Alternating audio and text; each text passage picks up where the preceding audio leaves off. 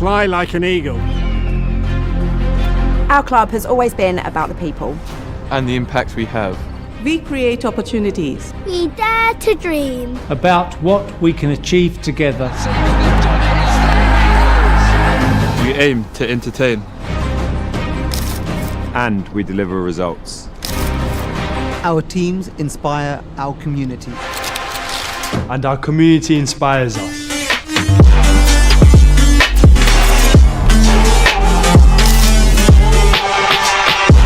We work together to push boundaries.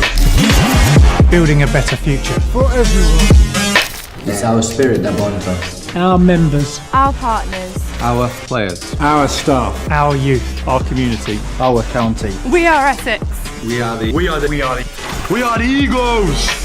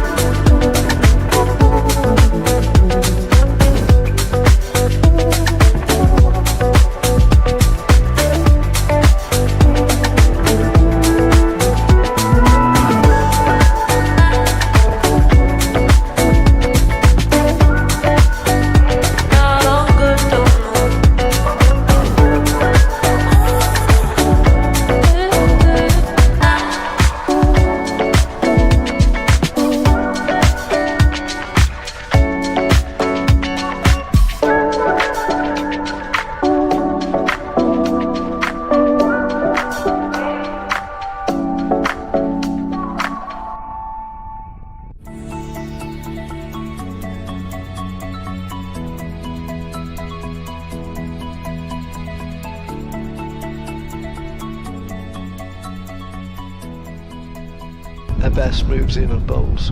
Oh, it's bowled Eddie's bowled him off stump over the wicket to him, and he plays that with authority. In fact, well, Well, it is the shot of the morning. And that's worked away. Very pleasant shot. Backward of square. Yeah, oh, it's another excellent delivery he's caught behind. Lovely piece of bowling that from Barker, just about drawing Brown into the shot. Balls to Wesley, and Wesley drives, lovely, straight down the ground, 4 runs. Slightly over pitch there from Mohammed Abbas. 27 for 2 as Abbott bowls, and that's played off the back foot, and that's actually not his best delivery because it's back of a length, and Wesley cashes in on it. It's cut away off the back foot, forcing shot wide and mid off past Felix Organ, and that will be 4 runs. 3 slips waiting as that one's played between the third slip and backward point down to the third man boundary for 4. As Barker bowls, and that's clipped away. That's an over pitch ball clipped away for at least 2. It's going out. In fact, that's going to go all the way to the square leg boundary. Nicely timed, and we were just mentioning he was becoming a little bit becalmed, Tom Wesley, but he got basically a leg stump half volley there from Keith Barker, and he's put it away. Kyle Abbott, incredibly this year, has yet to take a 5-wicket haul, which is very unusual as he comes in. And next door, there's the first of them, is straight to James Vince at third slip.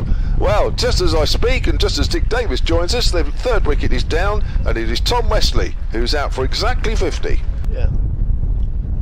Oh, when another wicket goes, and Lawrence pushes forward. Moves in now, off 3 or 4 walking paces. Bowls, and that's hit hard, high, and straight back over the bowler's head for 6 runs. And Walter goes for the big hit now and has pulled it off with a boundary for 6 over deep mid wicket. Dawson again to Paul Walter. Oh, an appeal for LBW, and he's plumb. He's LBW. I don't think he can have much argument about that. The break as Critchley comes forward to this, hits it over the head of short mid wicket and away for 4. So a 3-3-4 in this over from Mohammed Abbas. He just got to the pitch of that and hit it very crisply over the head of Liam Dawson. As played out for 4 runs, it was just crossing the line now, which suggests that maybe the player at cover got a hand to it. But it's Critchley to face. Cuts that away on the offside. That's his 50. Oh, that is good shot. He's picked up 2. Oh, there's just a hesitation there from Rossington halfway down. Wasn't sure if Critchley was coming back, but he does. And as you can tell from the crowd, a round of applause. After this delivery, which is played another thin edge to third man or through third man on the slips for 4 more runs. Score moves on to 229 for 5. As here, Rossington lofts that one away, uses his feet well, lofts it away up towards long on. It's a good shot, that's away for 6. And that gives Rossington his first 50 of the season. But of course, if there's an injury, that's different. Now Rossington goes big over mid-on, and a couple of the crowd just to our right have to stand up and get out of the way. That's it, the railings. So start of a new over, and this is a sweep shot here, which it's gone past short fine leg, goes away for 4 runs. It's coming round the wicket to Rossington. Rossington cuts past the diving Gubbins in the covers, and that'll be 4 runs. Yes, this is edged and goes through, well, where a third slip would have been. There was basically 2 slips and then a gap. Who just pushes it out to mid-on, and they scamper through for a quick single, and Rossington is there. He's home and dry for his 100, his second 100 for Essex, the other one being a century at the Oval. Here comes Abbas down the wicket. He's trying to hammer that away, and he's edged now. That, as I said, he's most vulnerable. He's come racing down the wicket. He's nowhere near the pitch of it. He's tried to smack that away wide and mid-on, and that edge has gone hard through to Ben Brown, and Rossington goes for 104.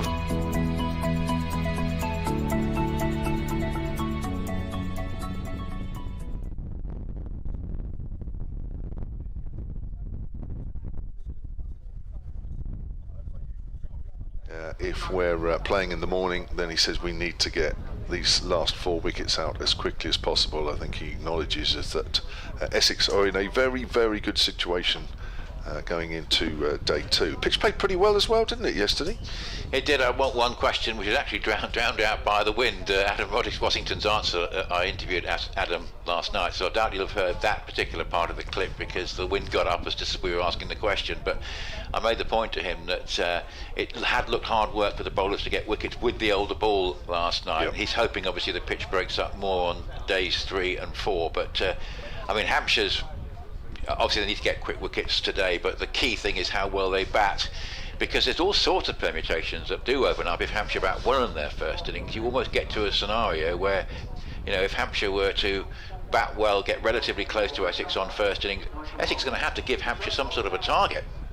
Well, it could boil down to that because they have to win. So, but obviously there's a long way to go before we get to that. Yeah, I mean, listen, Essex have got to make all the running, haven't Yes. they, really? I mean, Hampshire are playing for 3rd place, basically. So it's up to Essex to force the championship issue into the last week. So, but you know, Hampshire's record here over recent years is not very good. Certainly in the 4-day, yes. Yeah, so I think that they'll just be looking to play well here and take something away from it. But the weather's obviously going to have a say today. I say obviously. You never know sometimes, but it doesn't look great for this afternoon. But you know, it's going to be interesting to see how this wicket plays days 2, 3 and 4, certainly days 3 and 4, because that will probably govern how well Hampshire respond to this overnight total.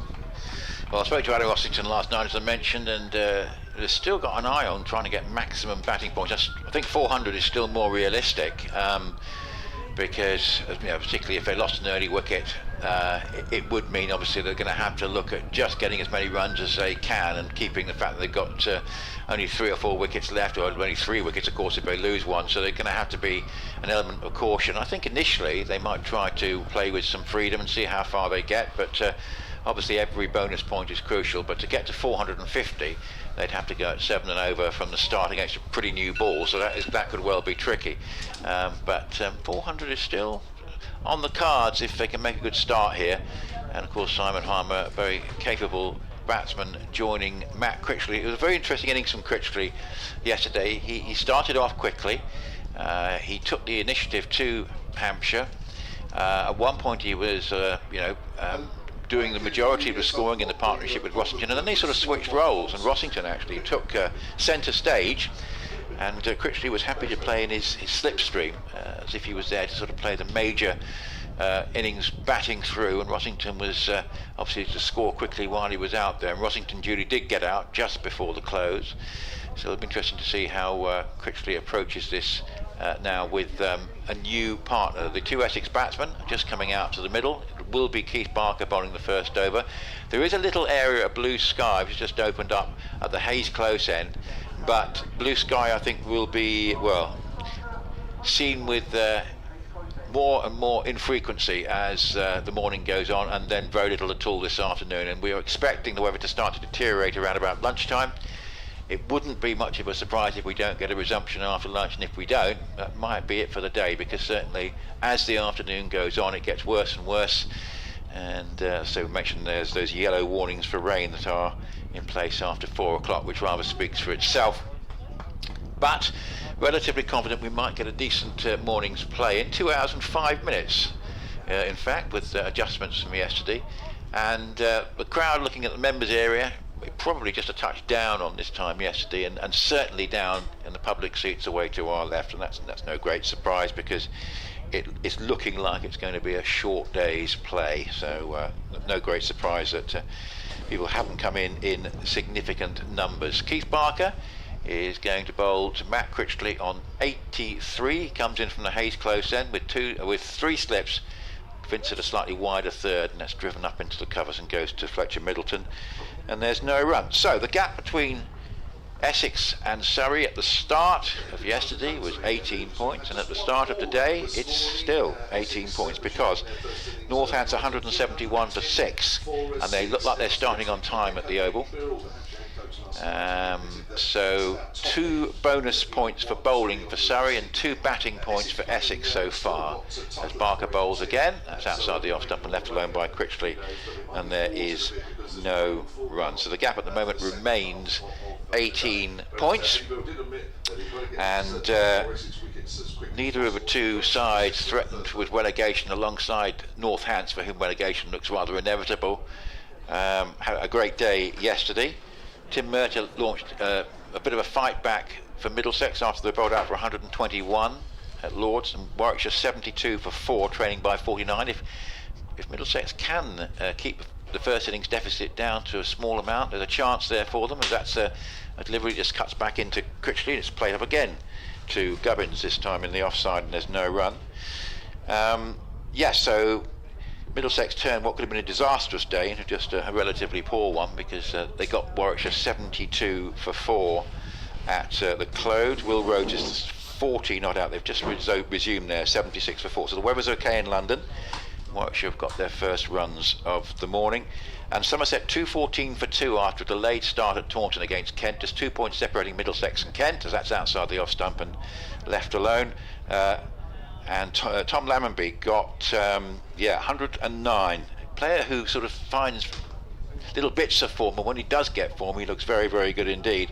Lewis Goldworthy 70 not out going into the second day, but there is a delay at Taunton, and I can tell you that there's delays everywhere in Division 2, and there won't be any play before lunch at Derby, where they've got an early lunch.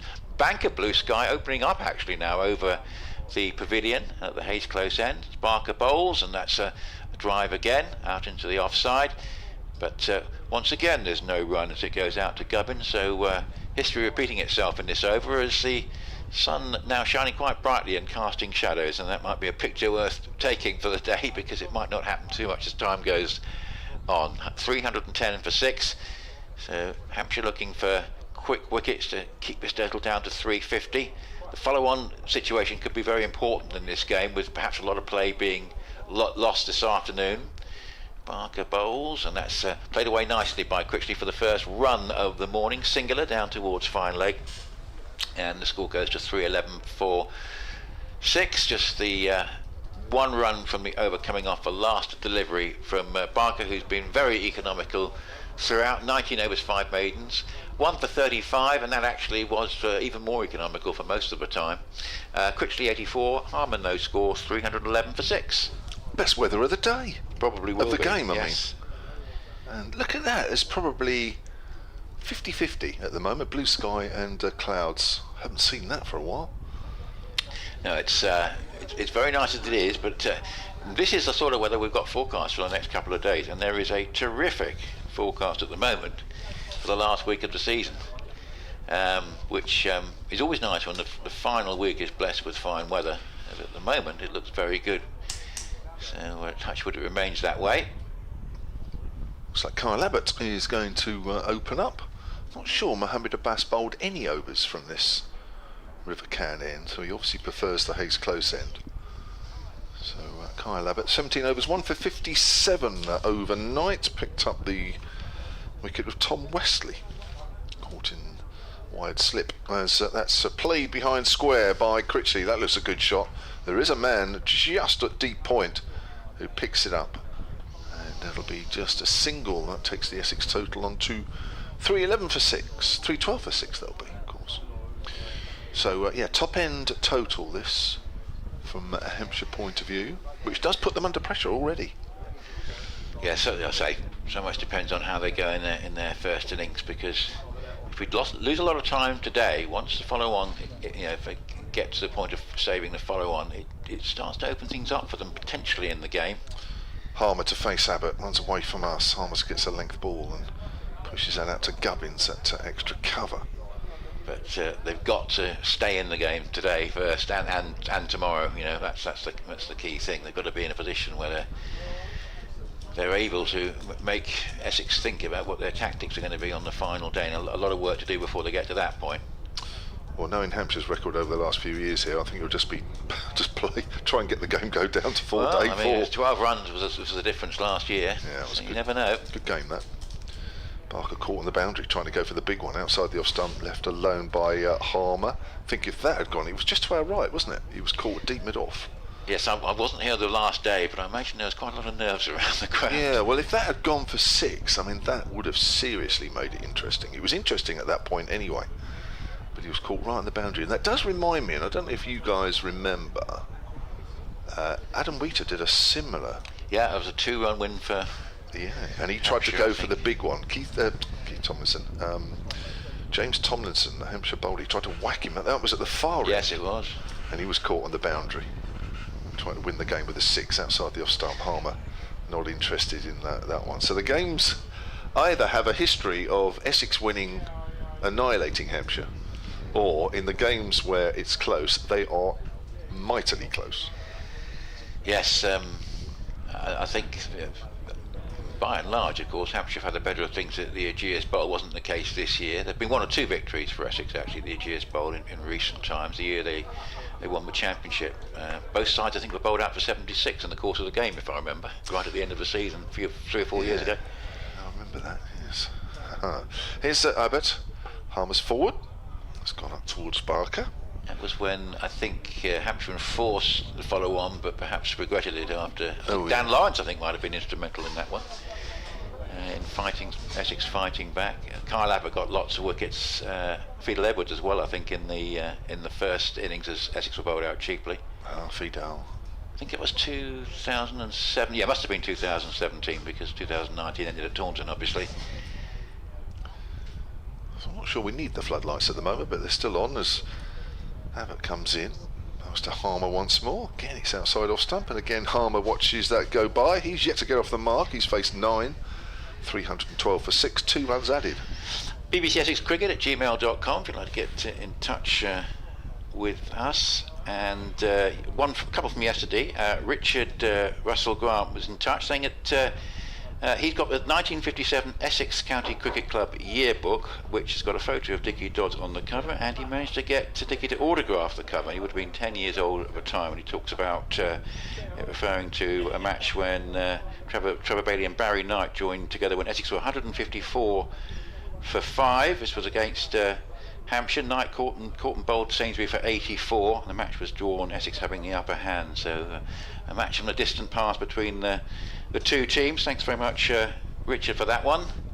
As Barker bowls, that's outside the off stump. A bit of carry there and left low. Interesting, no ultra aggressive approach at all from Essex early on. So I'm starting to think we can rule out the 450, but I think they're going to concentrate on the 400, look to get there, and I think they're then going to have to assess, obviously with the rain, obviously what they won't want to do is bat on unnecessarily long in this situation, because once there are no more bonus points available, they probably feel with the weather forecast they need to be bowling. Here's Barker, and that's a cutaway off the back foot, nice looking stroke down towards deep backward point. Still sunshine, pleased to report, and Fletcher Middleton completes the fielding, and there is a single.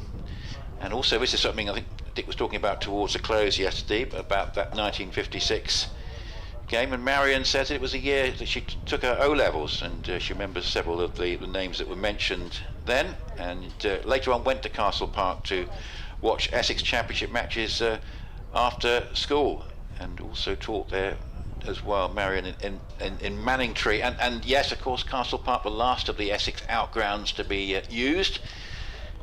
Just still the hope that perhaps we might see Essex cricket again there at some stage in the future. 3 slips waiting as Barker bowls, and just played defensively up into the offside. And of course for Hampshire, Newport, Isle of Wight, I think you had good weather there actually, didn't you? And not much good weather in August, but it was a nice day then. I think it was Notts were the opponents, weren't they? This year it was Kent. Right. Yeah, it was good weather. The year before it was like the hottest day in the world. It was stifling heat, but yes, always good weather on the Isle of Wight. It's one of the sunniest places in the UK.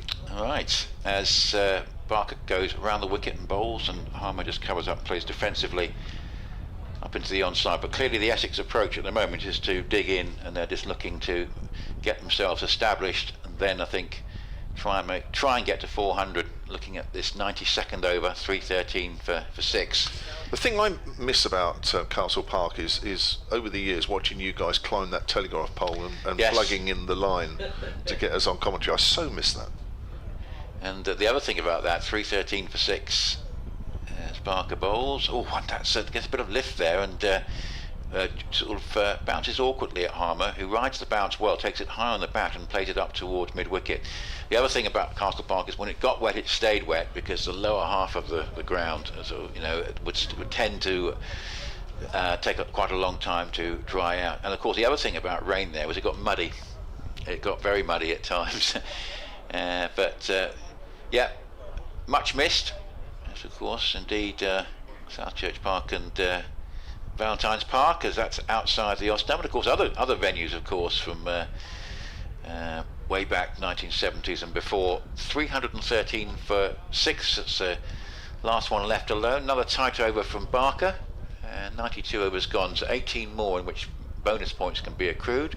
And it's a really pleasant morning at the moment. Essex 313 for 6. Maybe we've got a road forecast. I doubt it. Critchley 86 and Harmer 0 from 13 balls, which is un-Harmer-like. Yeah, well, in amongst the pocket of blue sky and the sun, there are some clouds circling, that's for sure. Yeah. But they're not over us at the moment, which is good news. This has been like being transported back to July at the moment. We were in November, December yesterday, and actually July was awful. Well, I know what you mean. I know what you mean. It was June. June. That's more like it. Yeah, flaming June. Yeah. There we go. So Critchley's on 86. Faces the next delivery. This is coming from Abbott, and he's pushed up to mid-on. He looks determined to get 100 to me, Matt Critchley. Yes, and I think I was just referring at the start of the broadcast to the way he just sort of changed in the way he was batting at fast start, and sort of any sort of happy to sort of work in a Rossington slipstream in the second half of that partnership, as if he was there for the long haul. But yes, Essex I think certainly would like to get to 400, and of course get any bonus points that are available. How much they go on beyond that is an interesting point with the rain this afternoon. Here comes Abbott and bowls, and Critchley drives and half stopped at extra cover. Think about a single, but Vince is sweeping up behind Gubbins. Well, I would have thought, and I'm usually wrong, but I'll say it anyway, that even if there's rain around, which obviously there is, just bat once, get as many as you can. Maybe bat, and then try and force to follow on. Yeah. There's the element of a gamble there, because the longer you bat, if you go back into day 3 and you can't then force and follow on, you're in big trouble. Yeah. Here's Abbott again to Critchley. Next ball, Critchley punches that up to Gubbins, and there's no run. Simply because of the amount of time it will take Hampshire to get to the 340, whatever, 320, then they need to avoid the follow-on if they do decide to sort of prolong the inning. So it'll be interesting, but the signs are we're looking to bat for a good while yet. The approach this morning. Look, bowling's been good. Nothing to work with really in terms of loose deliveries. No, I mean what you want now is in this situation is you want the wicket to start showing signs of a bit of wear. Yeah. You don't mind then. The longer this plays pretty decent, the pitch, then of course the more likely that Hampshire will respond with a decent total as Critchley just plays it into the ground square on the offside. We'll pick up a single, moves on to 87, 314 for 6. It's a relatively new ball. It's 12 overs old, isn't it? But certainly it looked pretty hard work for the bowlers with the older ball yesterday, and I think it's going to be a key issue is how much is Harmer going to get out of the pitch, particularly in the first innings, and particularly when he's got the older ball. Yeah, for me it's all about Harmer. It always is when you come here. It's just Harmer. I don't know why they don't rename the ground, the Simon Harmer ground. Here comes Abbott, and this time it's played into the ground by the said person, and that's played out square on the offside. Of course, I'm sure Jamie Porter will have a few things to say about that. He's having a good season, isn't he? Yeah, and Simon Harmer's, yes, indeed. I mean, that's one of the key factors for Essex this season is the resurgence of Jamie Porter and the fact that he and sort of Cook are matching each other stride for stride, really, in terms of their performance levels. But Harmer has had a pretty good all-round season. He was batting at number 7 for a while, averaging 35, which is fine for a number 7. He's back in his normal number 8 now. Not a bad average for number 8. Oh, and Abbott was just about to bowl, and there was a gust of wind. That was the other feature about speaking to Eddie Birrell last night, was he said the guys found it very hard being out in the field all day. Yeah. With that weather and that wind, and of course there was light rain for, I wouldn't say a long period, but extended period where they stayed out. And when it's gusty like that, it is horrible. Being being exposed to the elements like that for a long time is not much fun. As Abbott bowls, forward is Harmer, plays that easily enough, up to mid-off, end of the over, 314 for 6. I suppose the only consolation was that the weather was never what you call cold yesterday. I mean, it got a bit chilly later in the day, didn't it? But I suppose that was the only consolation. But I can sense what that's like actually. If you're having to be up there all day, it must wear you down after a while. So yeah, it underlines the importance of the toss. And Essex, of course, winning the toss and choosing to bat first, and obviously wanting to exploit a wearing pitch as time goes on.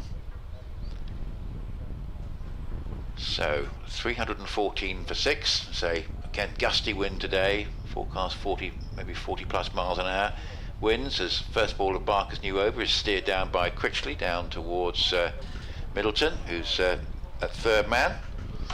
Northants underway, 180 for 6. Cameron there, 58 not out, but it's just a question of can anyone stay with him. The latest person trying to stay with him is Justin Broad, who's there on 9. 180 for 6 Northants. And the former Indian Test player is doing a good job.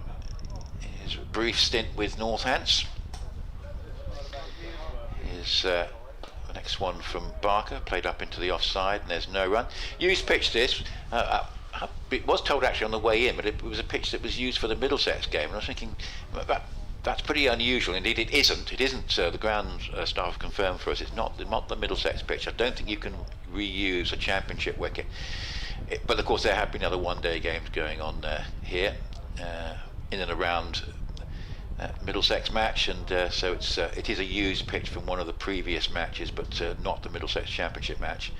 3 slips waiting as Barker bowls. That's outside the off stump. Good carry, and on its way through to Brown. 315 for 6.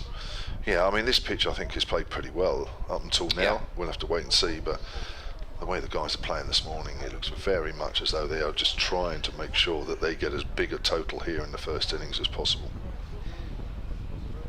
Yeah, so certainly they'll want to bat through at least this session. Got Umesh Yadav to come, and Sam Cook, Jamie Porter.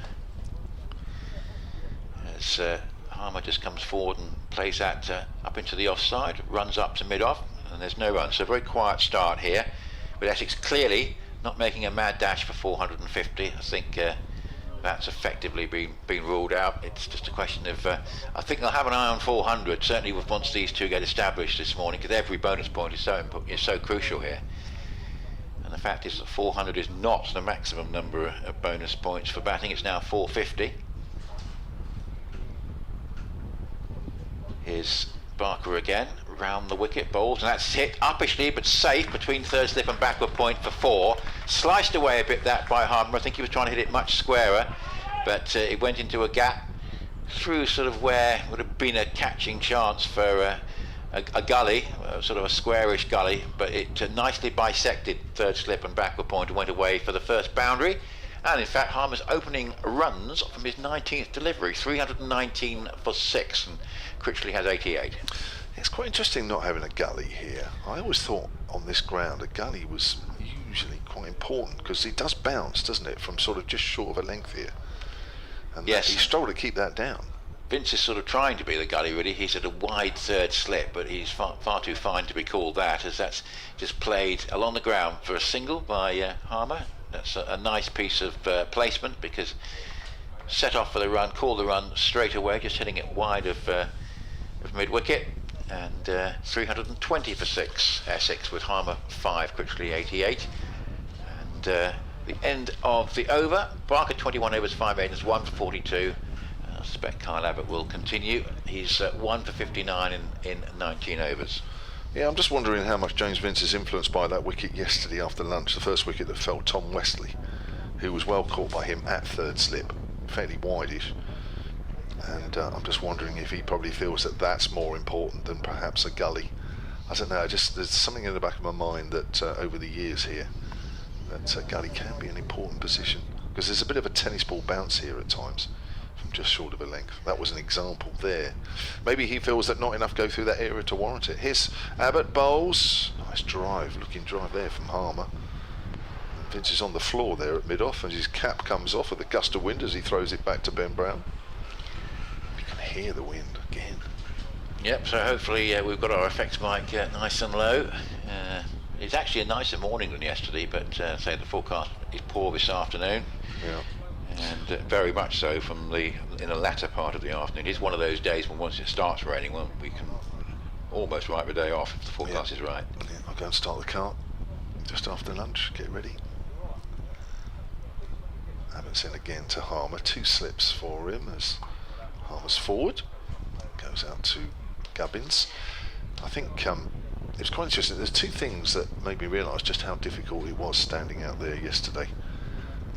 All those hours in the field. One was doing the interview with Eddie Burrell. I was only out in the outfield for 20 minutes. Yes. And I came back in here thinking, gosh, that was only 20 minutes. A few hours. God.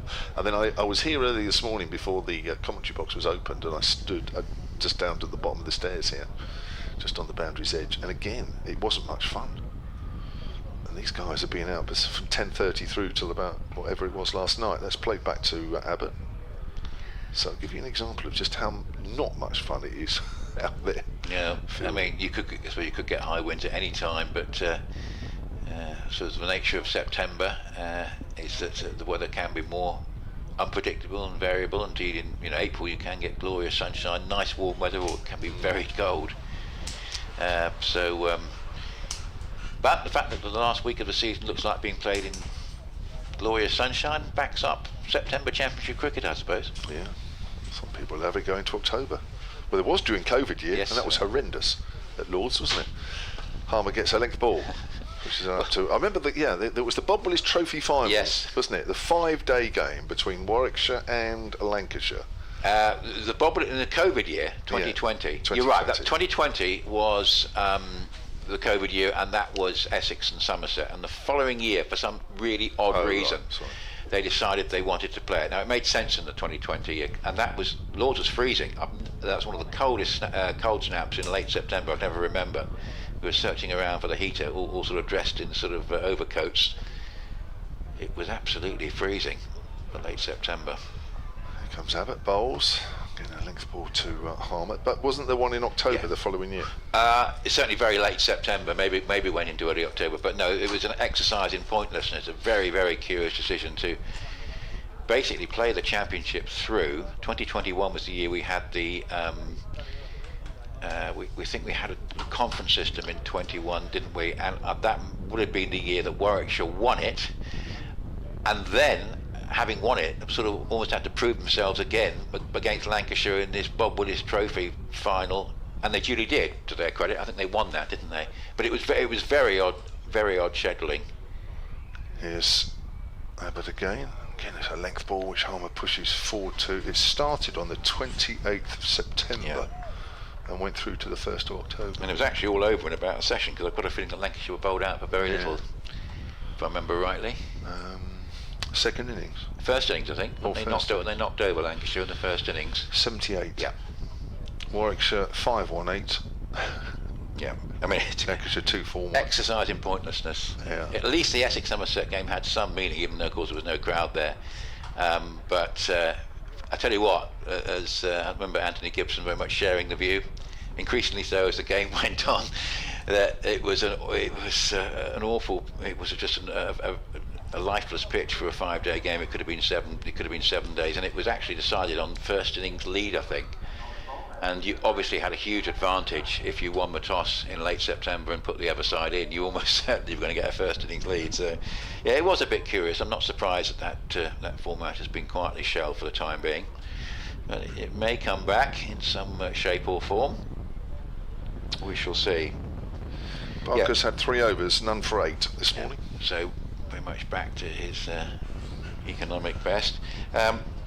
First threat of rain is sort of lunchtime, and then it sort of becomes a much more serious threat after 3 o'clock. So there is still a decent chance of some play during the afternoon session. It might be interrupted, but it's the evening session. I think if the forecast is anything like right, we can write that off.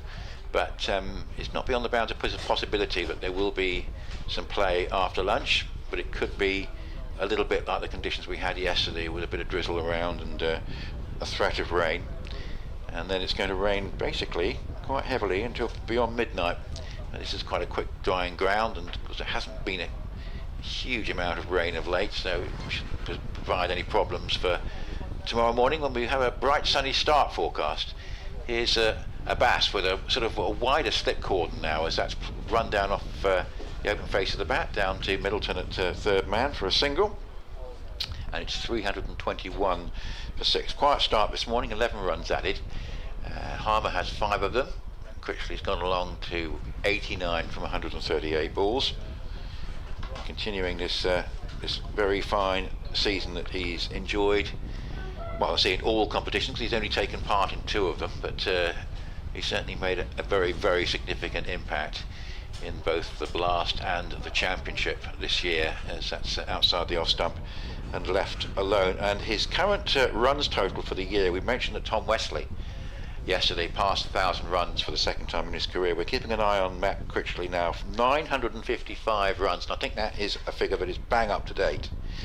So we'll keep an eye on that. Now, of course, he's got, he may not get a second innings, so he might have to get them in this knock, but we'll keep an eye on that and see if he can join Tom Wesley. I think when Wesley got that 1,000 runs in 2016, he wasn't alone. I think Ryan Tender-Scarter might have got a lot of runs that year as well. But 1,000 run seasons for Essex batsmen seem to be like waiting for London buses. This is played off the back foot by Harmer, and up to cover, and there's no run. So he's tantalisingly close, and of course he got an even 1,000 runs for Derbyshire in the year before he joined Essex. So, which is why his sort of form of last year was a sort of a bit of a mystery, how it had dipped. But I think it was partly down to adjusting to facing first division attacks, really, having played for Derbyshire for a fair while. Kevin, it's probably a bit of an adjustment to make. Yeah, definitely. Well, you'd think so, wouldn't you? You'd hope so. Yeah. Although some won't like to admit it. So 321 for 6, and this is hit slightly uppishly by Harmer, but straight up to Barker at mid-off. But clearly the tactic is just to play themselves in. I'm sure they're going to have an eye on that 400, but we're in the 96th over now. It's 321 for 6. Every bonus point is crucial. Not surprised. I mean, Adam Rossington was talking about 450 still being on last night, but I'm not that surprised that they've shelved any thought of making a mad dash for that. But I'm sure they've still got the 400 in mind. 321 for 6, 96th over. It's Abbas again with 3 slips waiting. Backward point cover mid-off, mid-on, mid-wicket and fine leg, and that one just played back down the pitch, and Abbas just throwing it back towards the keeper, Ben Brown, thinking that something might be on there, but nothing doing. Not a big turnout by any stretch of the imagination in terms of the crowd. One of the smallest day 2 crowds we would have seen at Chelmsford for a fair while, but of course the weather has so much to do with that and the forecast. You're bang on about 2016.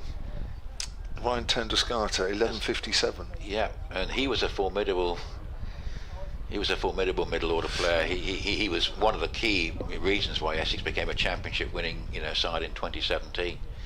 321 for 6, and that's outside the off stump and left alone. Yeah, actually, I was reading not a lot of Essex players have actually passed 1,000 runs since we had the split into 2 divisions. I think a couple of them did in 2001, and so that when one player does, another one tends to in the same year. So it's a bit of a feature for Essex, that. But yes, 2016, that would have been the Division 2 promotion year. So they were very much taking advantage of the Division 2 attacks and getting a lot of runs there. But Ryan Tender-Scarter played a key role in that championship win the following year. 321 for 6, very quiet start. Critchley 89 and Harmer 5. Okay, one other Essex player got 1,000 runs in that year. Who was it? Right, in without looking it up. Yeah, 2016. So we've got Tender-Scarter and Wesley. We've got Wesley. One other. Yeah, I have to think about that. Did they get a lot more than 1,000? You got 1,000. 1,000's 1,000. Yeah, well, we'll have a think about that. I've got to think about doing my news bulletin as well, so I'm not I'm not going to ultra miles multitask, particularly if Liam Dawson's bowling. So I've got the fact that I've got to think about that as well. Well, I think we can rule out Alistair Cook because he would have been very much in the England setup.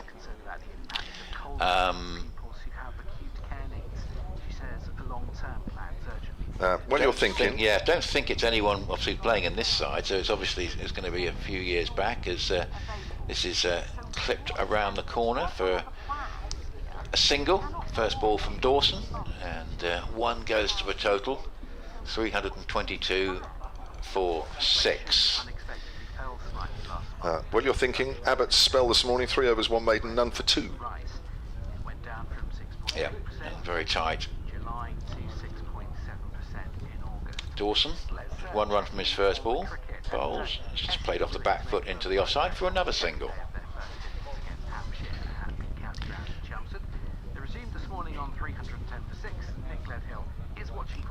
And good morning from the county ground, where it's becoming more overcast and there's a poor forecast for this afternoon, as you'll hear later.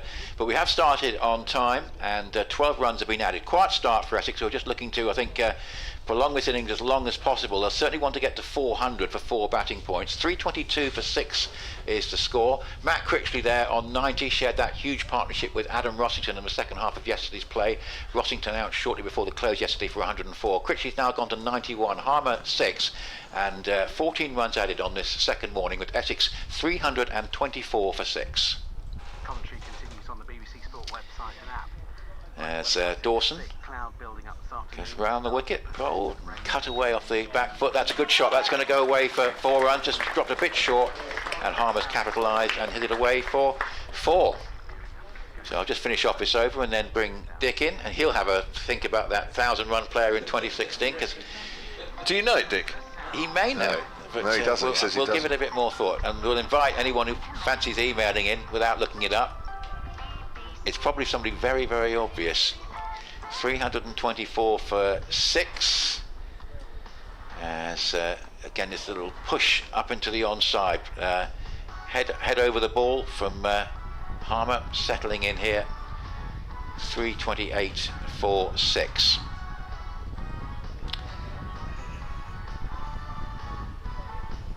And Dawson again. Up to the wicket bowls, and that's lofted away over mid-on, and that's going to go up towards the long-on boundary. It will bounce and go for 4, but taking the attack to Dawson. So just a confirmation that Essex do have their eyes certainly on that 400. They did need a couple of boundaries, and they've got them courtesy of Simon Harmer, who's gone to 14. Critchley 91, 332 for 6, and it's going to be Dick Davis to come in for the first time today. Well, that's a good shot against the intended spin of Liam Dawson. There's not really been any for him, just the odd one that sort of bit into the wicket. Dan Lawrence found that out yesterday afternoon, but really for Liam Dawson there's been very little help in this pitch, and I suppose those Hampshire fans listening and watching that probably expect this pitch to be turning from ball 1 will be slightly surprised at that, but don't rule it out yet, because of course we're only at the start of day 2. Hello, Dickie Davis. Good morning, Kevin James, and good morning, listeners and viewers, and those who are following it by any other means. Here's a bass from the Hayes Close end. Bowls, Critchley drives, goes out into the gap in the covers. That'll be a single to him. He's very patient in the last 20-30 runs of his from the evening session through to this morning. He's on 92 now, 333 for 6. Very much looking forward to the Dick and Nick show later on when you two are on together. Really? Yeah, Dick and Nick. Right. Yeah. That's got the makings of being a high rating show just through the name. I mean, that would have me, if I was sort of thumbing through some sort of programs. Yes. As that's worked away on the leg side by Harmer down towards fine leg, may look for 2 here. They do. Harmer runs the second one quickly, in comfortably. 335 for 6. If I saw a heading saying the Dick and Nick show, I would think I need to find out more. Would you? Yeah. And then turn off. Well, that's the secret then, is you two holding the listeners, isn't it, really? Once you've got them tuning in, it's about getting where your skill is. Getting your customers in the first place. Yeah. I know you're looking up that answer, aren't you? No, I'm not. I'm looking at emails. Oh, right, okay. From Nigel. entitled Nick Brown. Oh, I can guess what this is about. Is Abbas to Harmer, who's on 16. Quite a start for him. He's starting to play a couple of shots as he pushes that up to mid-on. So 310 for 6 has become 335 for 6. Hampshire haven't got the early breakthrough they were craving as we go through 35 minutes of play this morning. And immediately, as I speak about the early breakthrough, Hampshire have gone slightly more defensive here. They've taken Dawson out of slip and he's walking over towards mid-wicket. Abbas looking for his 3rd wicket of this innings, comes into Harmer. Harmer gets a length ball and it's gone straight to Dawson. What a good piece of captaincy from James Vince. Another gust of wind there. Oh, that was Nick going out the door. I thought the wind had blown the door open there for a minute. It certainly feels like it might happen at some point today. It's certainly windy. It's not. I just went for a little walk. It's probably a degree or so warmer than yesterday, but it's probably also a few miles per hour faster, quicker. I have to say I applaud the crowd, because so do I. Most of them are literally open to the elements here. Yes. And to have sat around yesterday and to do so for a few hours today. There's a pull shot there from Harmer. Tempted bouncer from Abbas. It's gone very quickly down to Felix Organ at fine leg, away to our left. Total moves on to 336 for 6. But yeah, hats off to them because, well, yeah, they're in coats. They look like they're here to watch football in the middle of winter, really, the way they're clothed. But even so, it's a fantastic effort. And they look quite happy. I'm looking at a few of them away to our right. Yes, on well, our I suppose same it's level. the last home match of the season, and make the most of it. Want to get exactly, yes. Abbas comes in again. Another pull shot. This time by Critchley, goes out to deep square leg. There's 2 fielders out on the boundary on the leg side, and each of the 2 shots that have been played on the last 2 balls, which have been hit well, have gone exactly where the fielders are. And it's 337 for 6 at the end of that over. Abbas now 22 overs, 2 for 66. Yes, well, thanks, Nigel, for your email entitled Nick Brown, but when I go into it, I don't get anything other than the subject line, which says Nick Brown. So, don't know if you set. Not downloaded properly. No, or perhaps he pressed send too early, or I don't think it's my phone that's playing up. It's picked up all the other emails that we send an email back to say Alistair Cook. And just leave it at that. Yes. And you can play a game. Yep. Dawson moves in and bowls. And that's pushed out to long off for a single.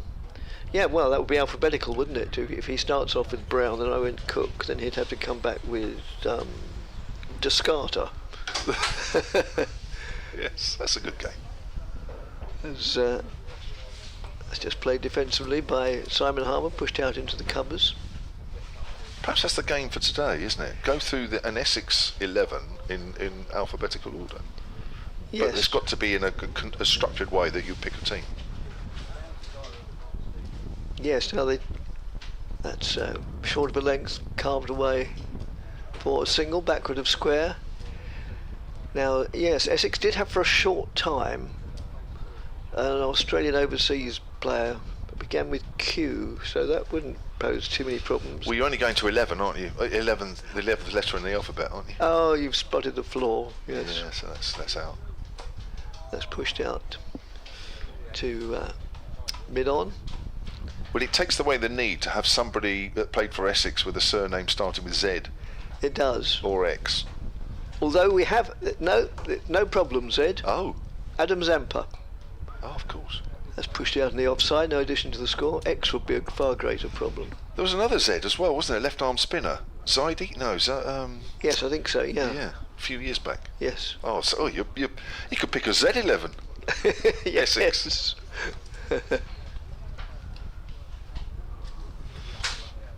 There was a chap who played for Worcestershire a few years ago called Zondeki, I believe.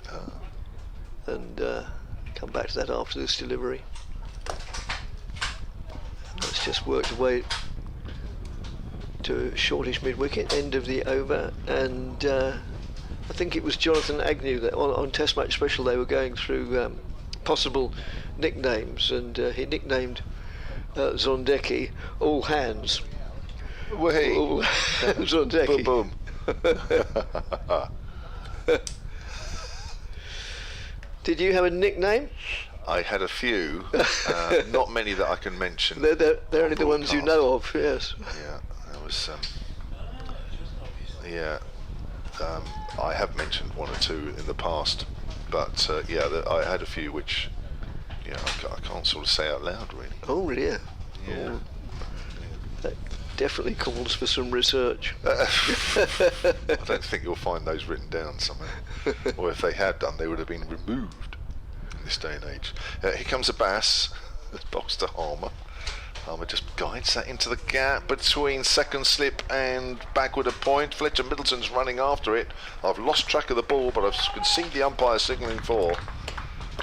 Quite deliberately played by yes, Harmer, it was, and well yes. played. Yep. And if you're watching on the live picture feed, you've just seen a replay of Liam Dawson's bowling to Critchley, who worked it to mid-wicket. That wasn't quite the shot I've just seen. But anyway, they've obviously rolled the tape back a bit too far there. 343 for 6. And Harmer's moved on to 22. Another useful partnership beginning to take shape here. Came together when the score was on 309 as Harmer works that ball 2 straight there from Abbas, goes down to fine leg. Harmer on to 23.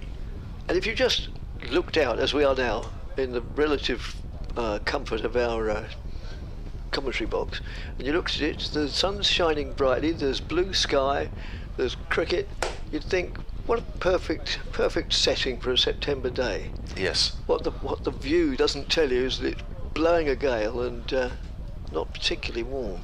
No. Well, the only giveaway that it's blowing out there is when you look at the trousers or the shirts, yes, the jumpers true. of the players. They are absolutely flapping away as that's pushed out of the covers by Critchley, which does give the game. It's a bit like, this is like a scene. Those that have watched or certainly watched cricket in Wellington, say in New Zealand, this is how it would be every day. Sun out and nice, summer, but the wind blowing a hoolie. Yes. All the time. It's notorious for its strong winds, isn't it? Windy Wellington. Yes. Yeah. And it's like this all the time. So those that have played there, those that have watched it will know what I'm talking about. It's just like that. Conditions have been recreated as that's driven by Critchley up to mid-off. There's probably one or two other places a bit like that, but I think Wellington's the most one of the more well-known ones for its wind. Yes. 344 for 6. Critchley, who started the day on 83, is now on 94. Inching closer to that 100. And I have to say, he's playing very much in the same way that he played certainly yesterday evening, or the later stages of yesterday evening, where he's just playing properly. I mean, I see him most of the time when he's playing T20 cricket and smacking the ball around, but he's playing like a proper batter. Yes, he is. This is one of the many things I admire about Critchley. He plays proper cricket shots and thinks about it. I can remember an excellent innings, I think it was over Canterbury, and when he went in on, several people were batting like the metaphorical headless chickens, and he came in and brought a degree of sanity back to things and nudged Essex to victory. I don't know what sort of bloke he is, but I saw him having a joke with Nigel Long at the end of one of the overs, in the first couple of overs that we had this morning. Oh yes, he's a really personable fellow. Here's Abbas then, right arm over. That's towards us once more, and bowls to Critchley. Critchley gets a length ball, drives it half stop by Abbas. Goes up to mid-off, and that will be the end of the over. 344 for 6, Essex in their first innings. They are in a very, very good position. They were in a good position overnight, and they are slowly but surely making that position even better. Yes. Yeah, so it's a pleasant looking day at the moment, but as Angela Rippon once said, there may be trouble ahead. Well, it's not a case of there may be, we know there will be trouble, and of course when there's wind this strong it's more likely to change pretty quickly. I was thinking when I went for a little wander out in the breeze, I bet it's a bit gusty up in your gantry at the Rose Bowl today. Which ground are you talking about? The GS Bowl? Yes. Oh right, yeah. It will be. Yeah, it won't be. That won't be particularly pleasant up there, shouldn't it? As Dawson moves in and bowls left arm round the wicket, just played defensively, pushing forward by Harmer. Just remind you of the email address, BBC Essex Cricket @gmail.com. You still haven't got that third person yet, have you, for 2016,000 runs, either of you? Oh no, No. To be honest, I haven't given it an awful lot of thought because I'm dreadful at that sort of thing. I get eras confused. I know 2016 is only 7 years ago. That's outside the off stump, taken by the keeper. It is Nick Brown. But You looked it up? Yeah, because he got most of them against Derbyshire. See, look, Nick's looked it up. He's cheated. Nick Brown, yes, he got double century, I think, at or was it a century in both innings at Chesterfield of all places. It's cheating. As that's just played out on the offside. Harmer won't mind if Dawson gets a bit of turn and bounce. He's watching the ball carefully for more than one reason at the moment. Is he sizing up the pitch, do you think, when he's out there? And the pitch, yes.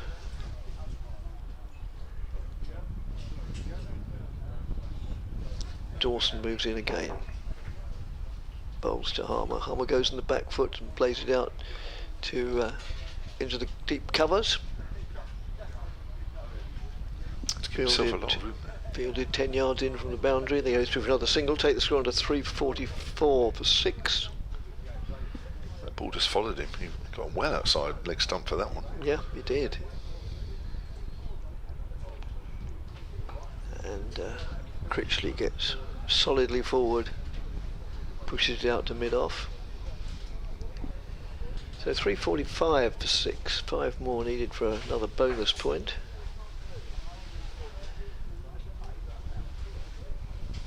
As Dawson moves in again. Similar sort of shot, but played slightly straighter and therefore it accommodated the taking of a single down to long off.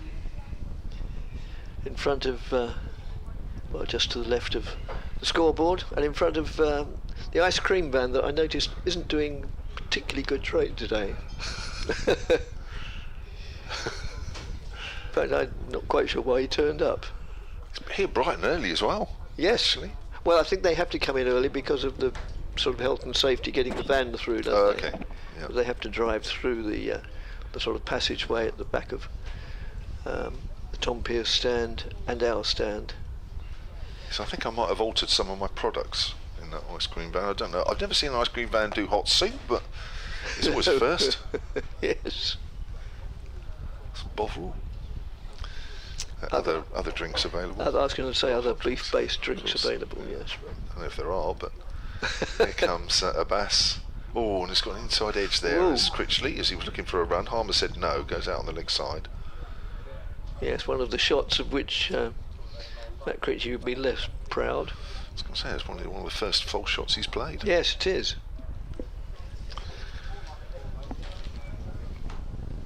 So 36 runs added this morning in 50 minutes. A few alarms, I have to say. I'm trying to think if a ball's beat the outside edge this morning. I don't think it has. No, I don't think so. Bowling's been okay as well, so it just gives you an idea that the pitch is still playing pretty well. Now that's in the air, it could be, oh, it's just fallen short of mid-on. Well, Critchley was trying to fetch that over on the leg side, and somehow the ball ballooned in the air and didn't quite reach mid-on.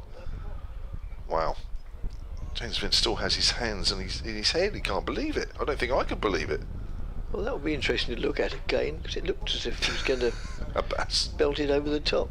Abbas was just joking with Abbott there. Dive forward, dive forward. No, we're not seeing it again. Never mind. No, well, it's well, we might. Incredible how that's, well, A, either didn't go at the ground, or B, certainly when it was, I think, somewhere off the bottom of the bat, it didn't even carry to mid-on, and mid-on's not particularly deep. I noticed that Harmer had a word, as that's worked out on the offside by Critchley. I'll move on to 96. I noticed Harmer had a word, and I'm sure, and I would put some money on it, that he would have said, don't give it away now. Don't give it away. No. Get to 100 first, then think about playing some shots. But because to be fair, Rossington gave it away.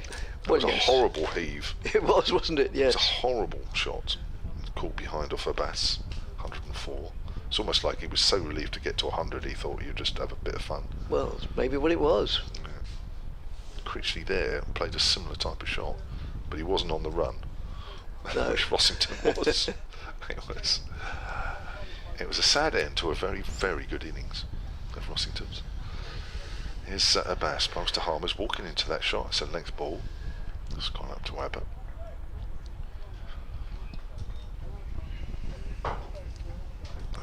There's a little bit of blue around. Just looking to my left, I can see a pocket of blue. I can see a pocket of blue to my right, but slowly but surely the clouds are beginning to fill in. Lovely sunshine this morning. Well, as you were saying, Dick, it was a beautiful scene out there. And actually, yes, it just was. as I speak, the sun is shining through one of those small pockets of blue. Won't last long.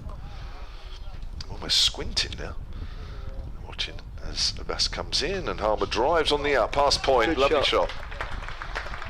Crowd enjoyed that one as well, and that is 4 runs. Lovely shot on the up from Simon Harmer.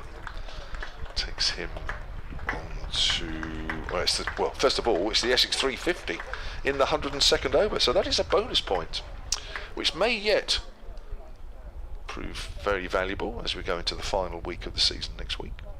Yes. 351 for 6, and Harmer moves on to 28. So they've got 9 more overs in which to get another 49 if they... Do you think they'll go for it? They haven't lost a wicket this morning. These two are just warming up, maybe. We saw Critchley with that shot previously, which almost got him out. It's virtually a run of ball, isn't it? Well, there was intent from Critchley, wasn't there, early yes. in the over? We'll find out a bit more, I guess. Full delivery. Abbas falls down on his follow-through. The ball goes up towards mid-off. That's the end of the over. So Abbas has now completed 24 overs in this innings and has 2 for 76, and the Essex total 351 for 6. Yes, bit of a discussion now, midway between the two sets of stumps, between the two batsmen, probably saying, should we try and get to the 400 with the next 9 overs, or be content with what we've got and just build up a bigger score slowly.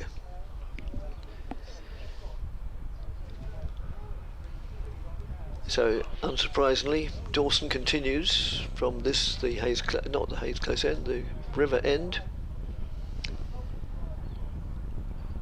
Who's in now, bowls, and that's worked away on the offside, but well fielded by the fielder, diving away to his left. Just looking at the latest weather forecast for Chelmsford, it looks as if it says 0% up until 1 o'clock, so according to that, it could start raining during lunch. Even with all the gizmos that the Met Office have, these obviously can only be approximate, as that's pushed out to mid-on, in addition to the score of 351 for 6. Critchley on 96 and facing the bowling. Waits for that to come on to him, then plays defensively, purely defensively, back to the bowler.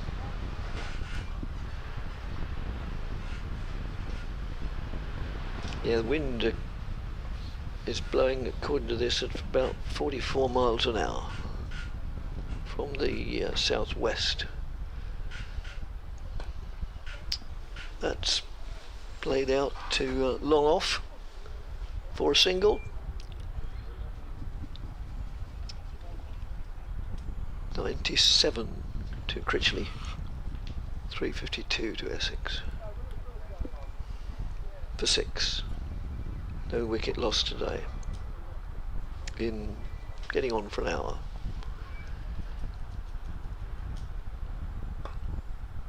Harmer goes on the back foot, pushes it out to mid-wicket for a single.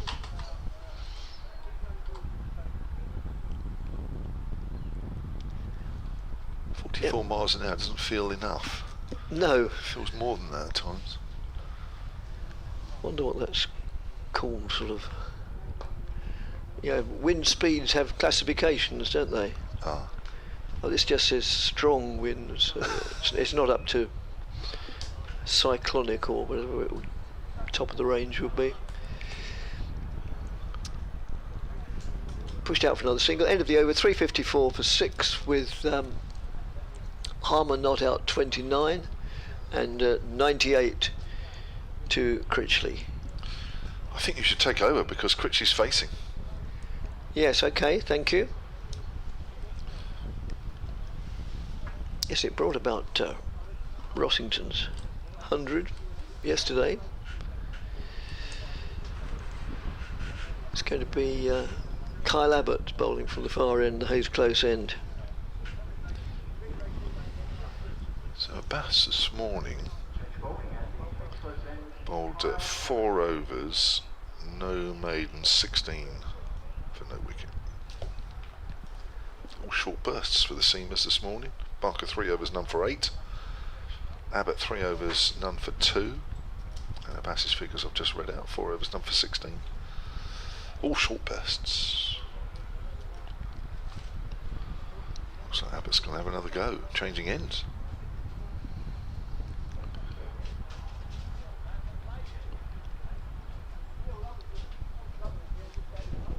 So Kyle Abbott about to bowl from the. Oh, we've had lots of emails in, unless it's only just suddenly. Maybe maybe my phone has only just woken up. Oh, stacks of them. So, very quickly before you do that, Nick Jenkins has just tweeted me actually. He's just listened to the Cherries podcast that Solent do. He says, I want to check if you've still got the Radio Solent car keys. Well, I've got a set of car keys because I've got a different car, but I'll get them. I didn't realise. That's just pushed down to third, backward of square on the offside. And Critchley just goes through for a single. Just to briefly say that, I put in one pool car over the weekend and I went home with the keys. I don't know if you've ever done that, Dick, but didn't realise, and of course it was wanted the next day, and I looked and I thought, oh gosh, I've still got those keys on my keyboard. But that car is now no longer, and Radio Solent now has its first electric car. Does it? Yeah. So when you take it out, you'll spend half the time looking for somewhere to charge it then? Well, that was my email to the hierarchy, and I said, believe me, I already do long hours with 4-day cricket. I don't want to sit at a charging point for the next 6 hours trying to get home. No. Down the leg side to Harmer. Good take by Ben Brown, not cleanly, but been pleased just to have stopped it. So yeah, that's going to be a lot of fun when you do your trips up north and your the game finishes, I don't know, whenever it finishes, maybe a late night T20, trying to get back, and then you stop at a charging point and you find that you've got to wait 2 hours and then another whatever it is to charge the car. Yes. So that's going to be a lot of fun next season. I can't wait. I'll leave you to it. Right, thank you. As Kyle Abbott from the far end, the Hayes close end, moves in and bowls to Simon Harmer, who just plays that solidly, defensively, trickles back towards the bowler who lets it go by. Nigel, I said we only got the title line. Yes, he apologises and said, yes, the title line just said Nick Brown, and he says, he elaborates to say that he thinks Nick Brown was the other one who got 1,000 in 2016. Yes, my excuse for forgetting that, Dick, was he got almost 500 of them against the same opponent. Yes, Derbyshire, 255 and 229. Yep. But sorry to forget that, Nick. But I think he got 1,000 runs 3 times, and that was his best season, 2016. Yes. Steve points out that probably was the purpose of Nigel's email. Thank you. Yes, I'm a little slow this morning. I don't know why I picked this morning rather than any other morning. Mark emails us, thanking us for all the commentary throughout the summer. You've accompanied me as I've been lucky enough to work from home, so the commentary of Essex's games has been a pleasure to listen to, with the odd chuckle thrown in. Yep, you're most welcome, Mark, most welcome. Yeah, come back to his rider to that at the bottom. It's just played back to the bowler. And then he says, County Championship, for me, Essex have met expectations in the County Championship. Yeah, I would possibly say they've exceeded them, to my mind, exceeded their expectations in the 20 over competition, and they fell short of expectations in the 50 over competition. And the less said about the, well, if he says less said, then I won't say it. Once again, many thanks to the commentary. Thank you. As Abbott moves in, bowls, and Harmer advances on him, walks down a pace or two and just plays it out to mid-wicket. No addition to the score of 355 for 6, with 99 to Critchley and 29 to Harmer. I think I probably agree with most of that, Dick. I would say they were a pretty good T20 side, and they were cruising into those quarterfinals for most of the campaign. They had a bit of a wobble in the final week, if you remember, losing to Middlesex, etc. here. But I would say they probably were around about expectations in the T20. And again, the championship, I'd say, Surrey, a very formidable side. If they do come second to Surrey, that's nothing to be concerned about. And the 50 overs perhaps a little bit down on last year. That would be my feeling on that. But so very close to agreement as Dawson bowls, and that's driven up to mid-off, and there's no run. 355 for 6. No wickets in this opening hour. Keep thinking half hour, of course, but it's 11:30. We started at 10:30 on time. Lots of cloud building up. Still a little bit of blue sky, fighting its best to stay there. It may lose the battle as that's played up to mid-off, and there's no run. But we wish it well. It's currently sort of moved right across us, right over the ground. A little bit of blue sky. It's trying to find somewhere it can locate without being bothered by these clouds, as this is played away up towards mid-off again by Critchley, who's on 99. What a season he's had. I don't think anyone would seriously... I know Wesley's done fantastically in the championship, and obviously Jamie Porter's had a great year, but surely the Essex player of the season. And this is cut off the back foot down towards back point. Any thoughts on that, Dick? I would have to say Critchley. No, I'd go along with it, yes, both with bat and ball, and in both formats of the game. As the Essex spectators here wait for this 100th run. He's just playing it up into the cupboard up to short extra, and there is Gubbins, and there's no run. Now the umpire's gesticulating and not quite sure what that was about. It was fairly animated. We're in the 105th over, 355 for 6. I'm expecting a dart to 400 after this, once the 100's achieved. This is slammed down the ground, and has done a drop chance. Very, very hardly hit back at Dawson. He's got a hand to it, and it's gone to Tom Prest at mid-on. Have to see a replay of that, whether it got to him on the full, but it's very, very hard hit. He would have thought that was probably the 100, but it could equally, possibly even have been out. He was hitting out very firmly back at the bowler, and we don't actually get to see the interception. We do see it now in the replay, and he's got one hand to it and couldn't hang on to it. Dawson would have been a great catch to if he had managed to get it. 355 for 6, Critchley 99 and Harmer 29. Thanks, Lily, for your email. We often hear from Lily when Essex are playing Yorkshire. She lives in Malton in God's own county, as they like to call it. She's listening because there's nothing happening at Grace Road, where Yorkshire are playing, and she says she loves, in particular, listening to Kevin James, having met him last year at Scarborough. Right. As appeal for LBW, not a very confident appeal, born of optimism, I think, rather than reality. Yes, let's hope for calmer waters for Yorkshire in all sorts of respects in the next few seasons. And maybe they can try and mount a proper promotion challenge next year.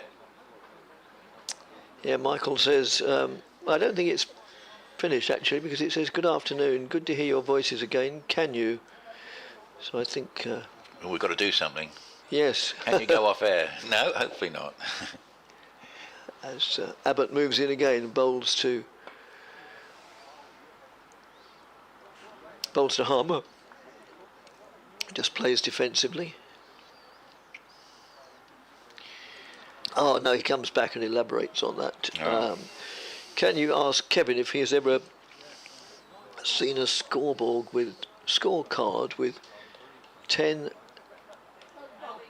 I don't follow this at all, maybe Kevin will, with 10 ab bowlers. I saw 9 once, but Wheeler took the last wicket.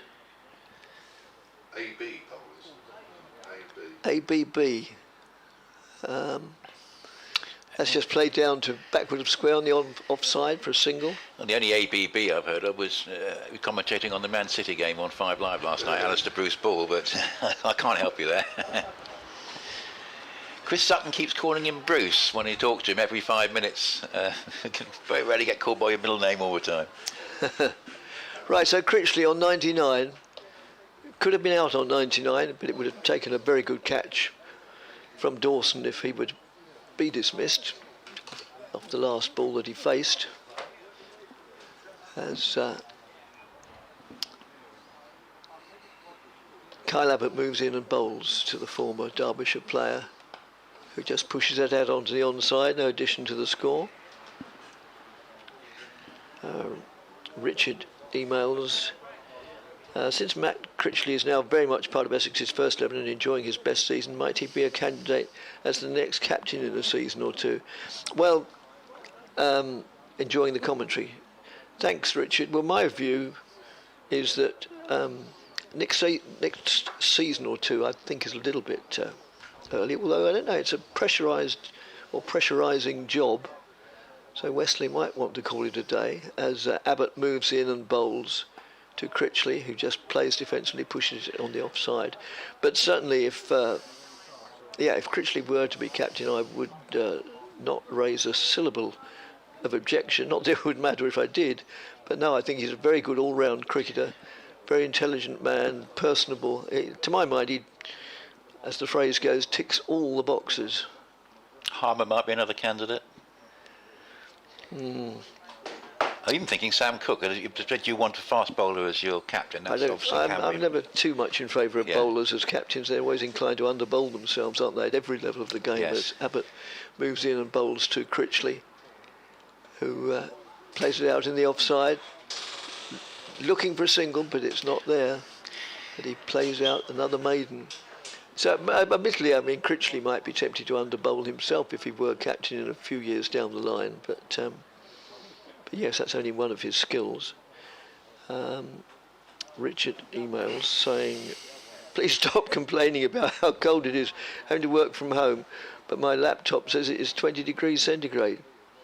I promise you that no one's going to freeze, says Richard in England. No, I can't remember saying it's cold. I think the one we said yesterday, the one consolation for the players is it wasn't necessarily cold. Yes, I think also today I said it's a degree or two warmer than yesterday. But we did refer to the cold snap in September 2020 Bob Willis Trophy final. Remember, it was absolutely freezing at Lord's, wasn't it? Dreadful game.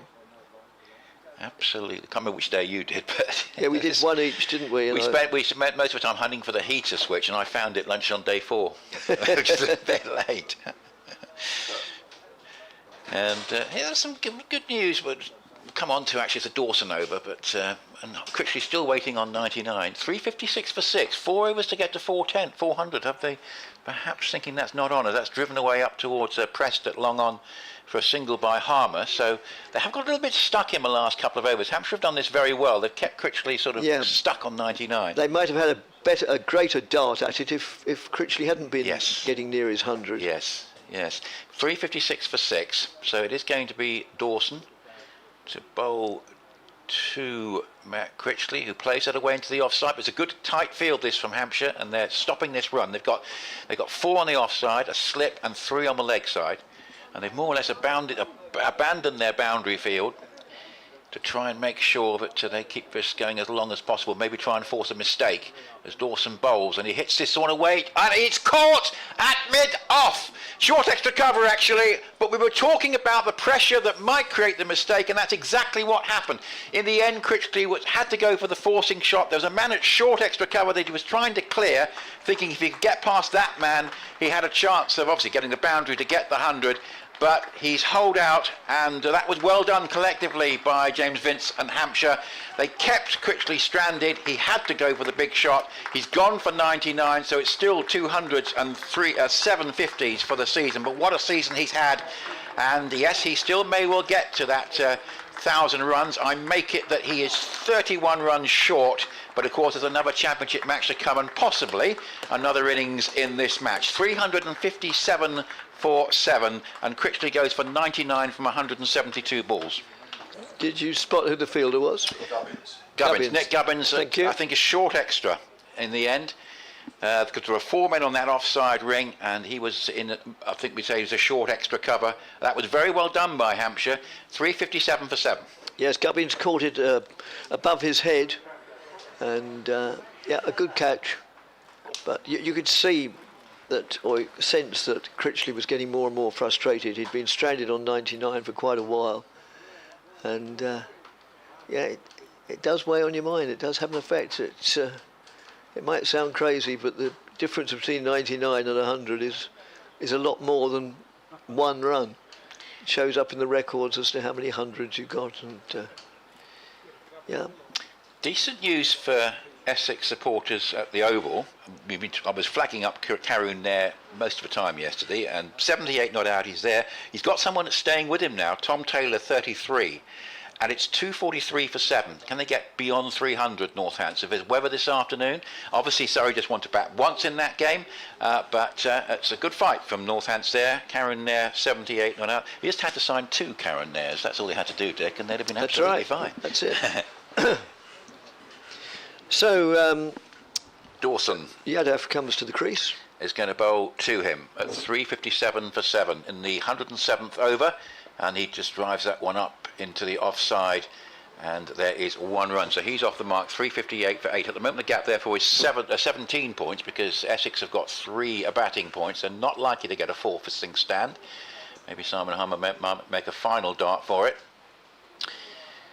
And at the moment, Surrey with the 2 bowling points at the Oval, as Dawson goes round the wicket and bowls, and that's played defensively back down the pitch. Goes back to Dawson, and there's no run. So 358 for 7. 3 overs left to get bonus points after this. Here's Dawson again from the river end. Heavy cloud cover now, and a reverse sweep attempted, and it's stopped in the end there at a backward point. Possibly the field diving, still prostrate, not initially anticipating the shot, thinking this is going nowhere near me. Saw the reverse sweep coming into play, and Nick Gubbins actually reacted quite quickly and got down well there to stop that. So 358 for 7. Good partnership that between Harmer and Matt Critchley, but Critchley goes for 99. But what a fine season he's had, and I'm sure with a decent chance that he'll get to that. He'll find a way to get 31 runs, if not in the second innings here, Dick, but at Northampton, and hopefully get to that 1,000-run mark. Well, yes, it's to be hoped he doesn't fall short of that milestone, as well as his century today. So, yeah, I think any prospect of getting another bonus point is virtually gone out.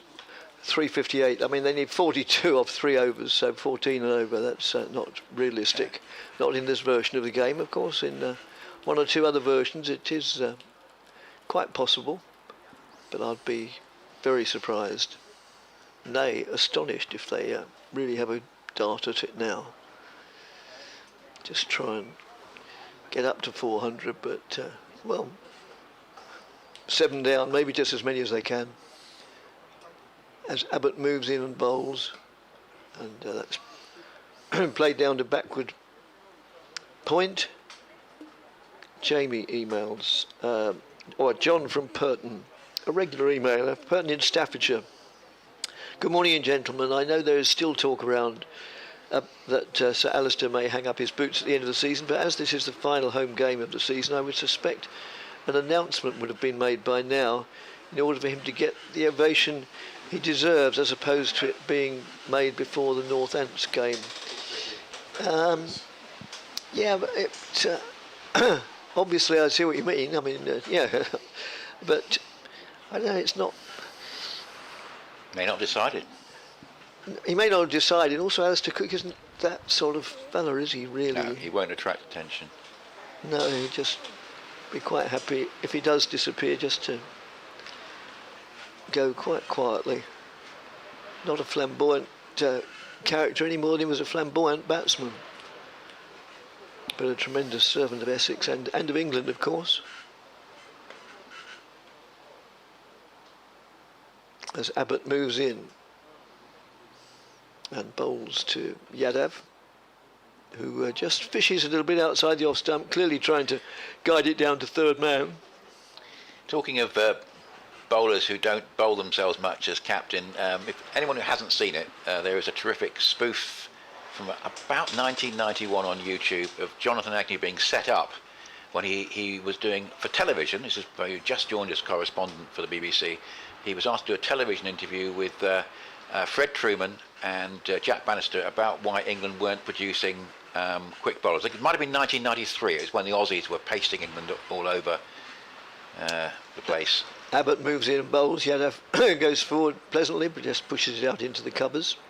And it is quite funny. There is a bit of an Essex mention by Fred Truman, as you might expect. It's not entirely flattering, but it's a very funny 10 minutes as Mr. Agnew is increasingly set up by this sort of non-committal answers. I've no idea why we're not producing fast bowlers, but one of the funny lines is where they're discussing Bob Willis's career for Warwickshire, and at one point he was bowling so little for Warwickshire that when he did come on, when there was a big Yorkshire last Wickets down, the members at Edgbaston said, "Bowler's name, please." You'll see that if you watch it. It is worth a watch. As Abbott moves in, bowls, and again that's played out to backward point, and Michael comes back amplifying what his comment was about. He was referring to the bowlers Abbott and Abbas. Okay, thank you. Hope that solves your query. Yes, for the most part, thank you. Ken emails us regarding the various expectations of Essex. What do you think they are in? He's used that word again, pickleball.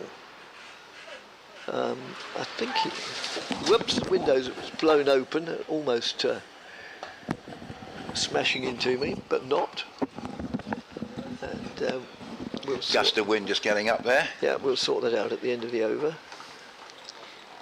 Dick had a habit of managing to close the window nice and firmly, so our effects mark was on the outside, but not quite managed to replicate that today, but we'll sort it out. Yeah, so that's the end of the over, and Essex 358 for 7. So while Dick does a bit of repairing, let me tell you what's going on at Lords, where we have Tim Murtagh 5 for 37, Warwickshire 118 for 6, 3 behind Middlesex, so Middlesex can find a way of wrapping that up quickly. Will Rogers 55 not out.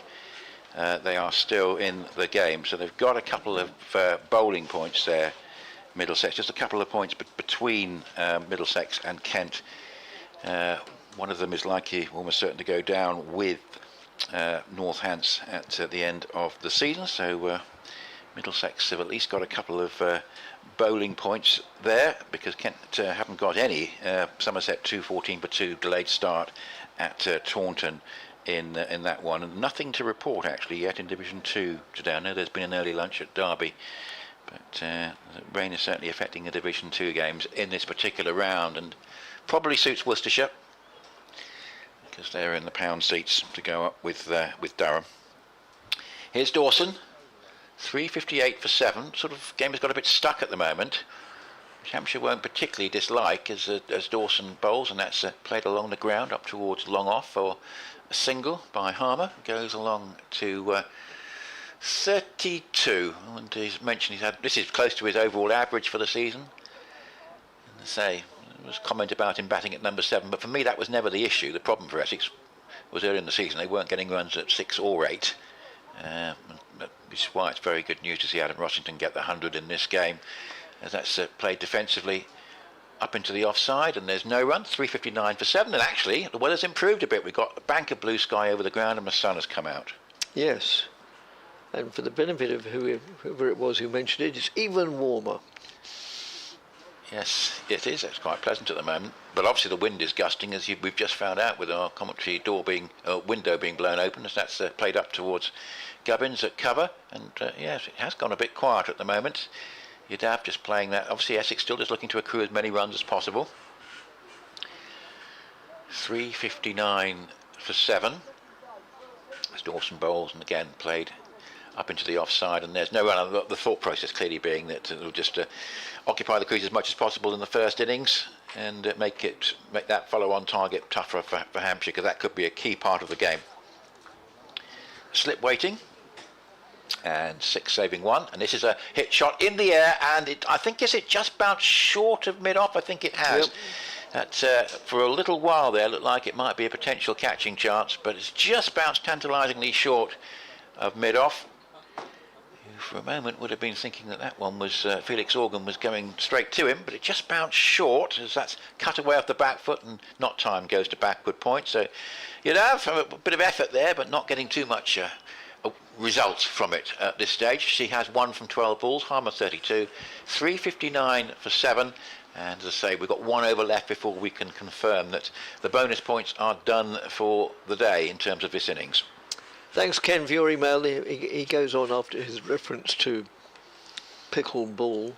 I agree with all the comments made about your commentaries, and I look forward to hearing you on what remains of the season and next year too. Well, we never count chickens or think too far ahead, but thank you very much indeed.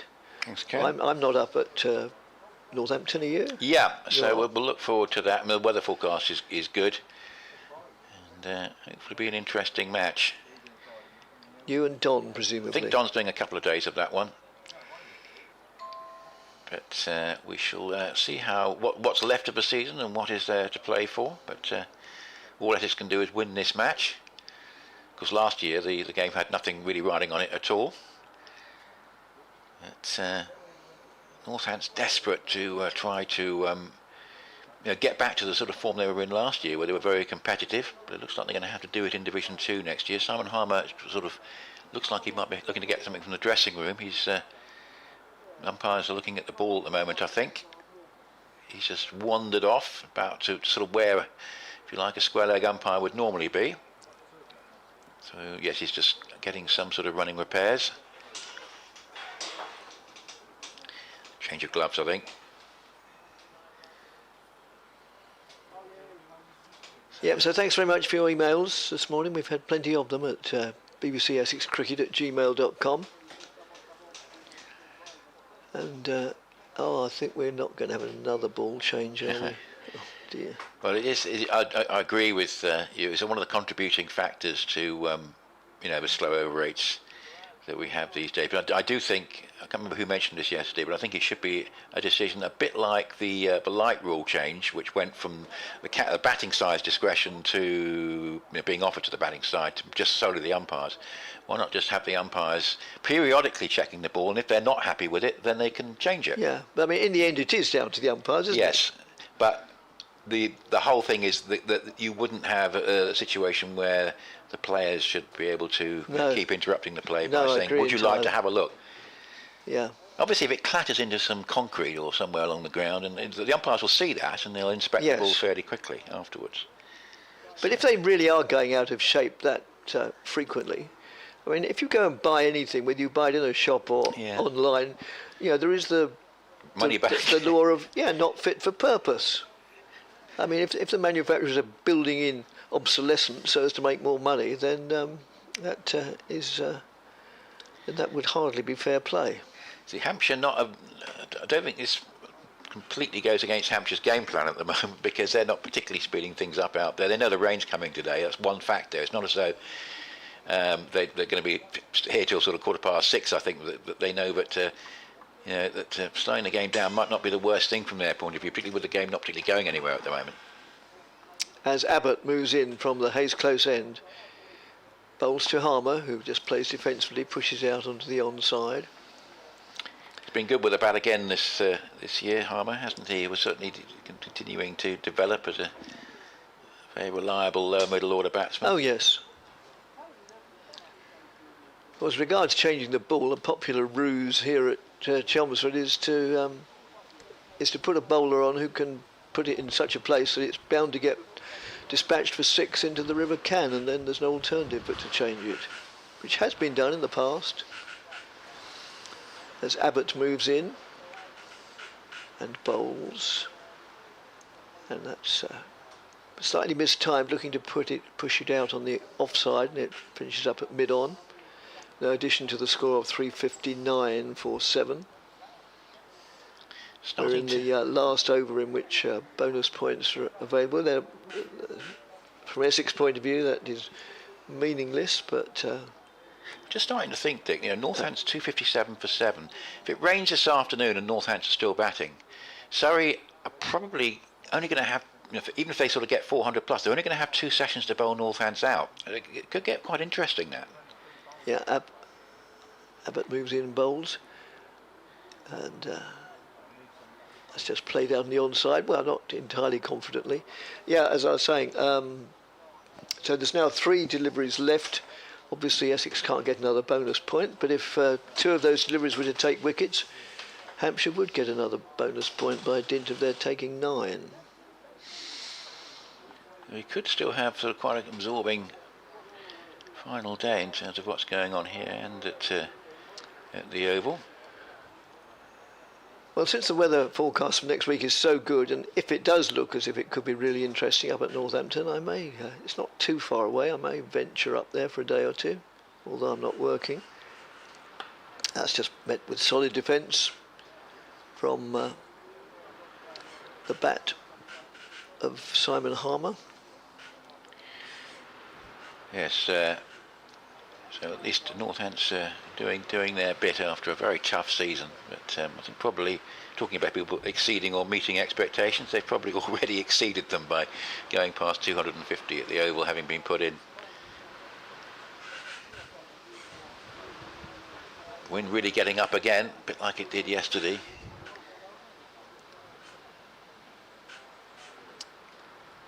Abbott, right arm over the wicket to the right-handed Harmer. Again plays solidly defensively, head over the ball. Well, of course, the big event of the day is England against Ireland, of course, one-day international at Headingley, which is due to start in half an hour. And yes, so obviously there's a rain threat there. The forecast is for heavy rain on and off until 5 p.m. So it does that. Apparently, it's a situation at Headingley, so it doesn't look particularly encouraging. But interesting to see if Joe Root does finally play in that game when the teams are announced. So Hampshire have 1 delivery in which to get 2 wickets. Yeah, that'd be a tremendous. It's not impossible. Of course, you can get stumped off a wide or a run out. But Abbott moves in bowls, but none of those things is likely to happen, as that's just played out quietly for a single down to backward point, and Harmer will retain the strike because it's the end of the over. It's just gone. No, it's not. It's just coming up to 12 o'clock. So after Kevin's done his 12 o'clock. Doesn't even have to do one, does he? At 12 o'clock. It's. Oh right. Oh well. After this over, I will. So have a long lunch hour. It's been. Yeah, interesting morning. Essex haven't made a dart for bonus points in particular. They're looking to bat for as long as possible. Part of the game plan would have been Matt Critchley making a big 100 and passing his 1,000 runs, but he got out for 99. So you could say it's a bit betwixt and between in terms of what Essex had hoped to achieve this morning, but absolutely fine innings from Critchley. 99 from 172 balls with 4 fours and 1 6. Just 4 fours, interesting that. Shows how he worked the ball around so effectively. And really was a fine innings and continues his great form of this season. I reckon he needs to say number 31 to get to the 1,000 runs. That's played, first ball of Dawson's new over is played by Harmer up towards Prest at long on for a single. 361 for 7, but with the ball now over 30 overs old, say it doesn't look too easy for the bowling side out there to take wickets, and that's one thing that might encourage Hampshire if they can get through the new ball. That's played just wide of Prest at mid-on, but again no chance of a run. So partly cloudy at the moment, really quite pleasant. So the forecast deteriorates after about 1 o'clock, and very much so after 3 o'clock this afternoon. Dawson bowls, and that's lofted away and goes on the bounce and through the hands of Felix Organ at mid-off, and they get through for a single. 362 for 7. Pretty certain I didn't reach Felix Organ on the full, but he misfielded it, and they get through for 1. So you'd have 2, and here, Harmer's reaching for that, and he lofts it wide of Prest at long on, and it goes up into a Tom Pearce stand for 6. So finally a little bit of momentum for Essex. He had to reach for that one, Harmer, but he played it very well, and he was almost one-handed in the end, I think. I'm not sure, but I mean, basically he got it wide of Prest and had enough carry to get into the lower part of a Tom Pearce stand for 6. 368 for 7, Harmer 40. Here's Dawson again, bowls, and Harmer just props forward and plays defensively up into the offside, and there is no run. 368 for 7. Well, I'll take a break off the end of this over, so Nick will address the emails we've had. One from our colleague Don Topley, another one from Gary Baker in sunny Cyprus. That's just run down off the open face for a single by Harmer. The end of Dawson's over. Not much turn for Dawson out there this morning. 31 overs of 3 for 121. Harmer 41 and you'd have 2, 369 for 7. And just over half an hour to go before lunch actually, because lunch is at 12:35, but it's almost as if could do with lunch being at sort of 1:15 today, because it could be it starts to rain during the lunch, at the end of the lunch interval, just when they're coming back out. The current forecast is 30% chance of rain at 1 o'clock, 50% at 2 o'clock, and then you can write off 3 o'clock onwards. So it might be we're sort of on and off in the early part of the afternoon, but doesn't look particularly encouraging. But at the moment, we have play continuing, and it's going to be Felix Organ to bowl to Simon Harmer. Again, has played very well, and potentially approaching another 50. So he's had a good steady season with the bat, sometimes batting at number 7, sometimes at number 8, and he's very much looked the part. If he can get it, it will be just coming off the screen, but it will be his third 50 if he can get it. And he's actually not far short of 500 runs for the season as well now, Simon Harmer. So he's had a very good campaign. Welcome back, Kevin. Yeah, thank you. Yeah, he's improved, hasn't he? Improved loads his batting. Yep. And I think Hampshire fans won't forget that last over in the T20 semi-final up at Edgbaston earlier in the season, where he smacked Nathan Ellis to win the game. As well was instrumental in that, wasn't he? If I remember rightly. But yeah, they suddenly counter-attacked and won the game. Here's Felix Organ, who switched ends then. Hayes close end, bowling from our commentary end yesterday. That's driven up to mid-on by Harmer, and he moves on to 42, 370 for 7.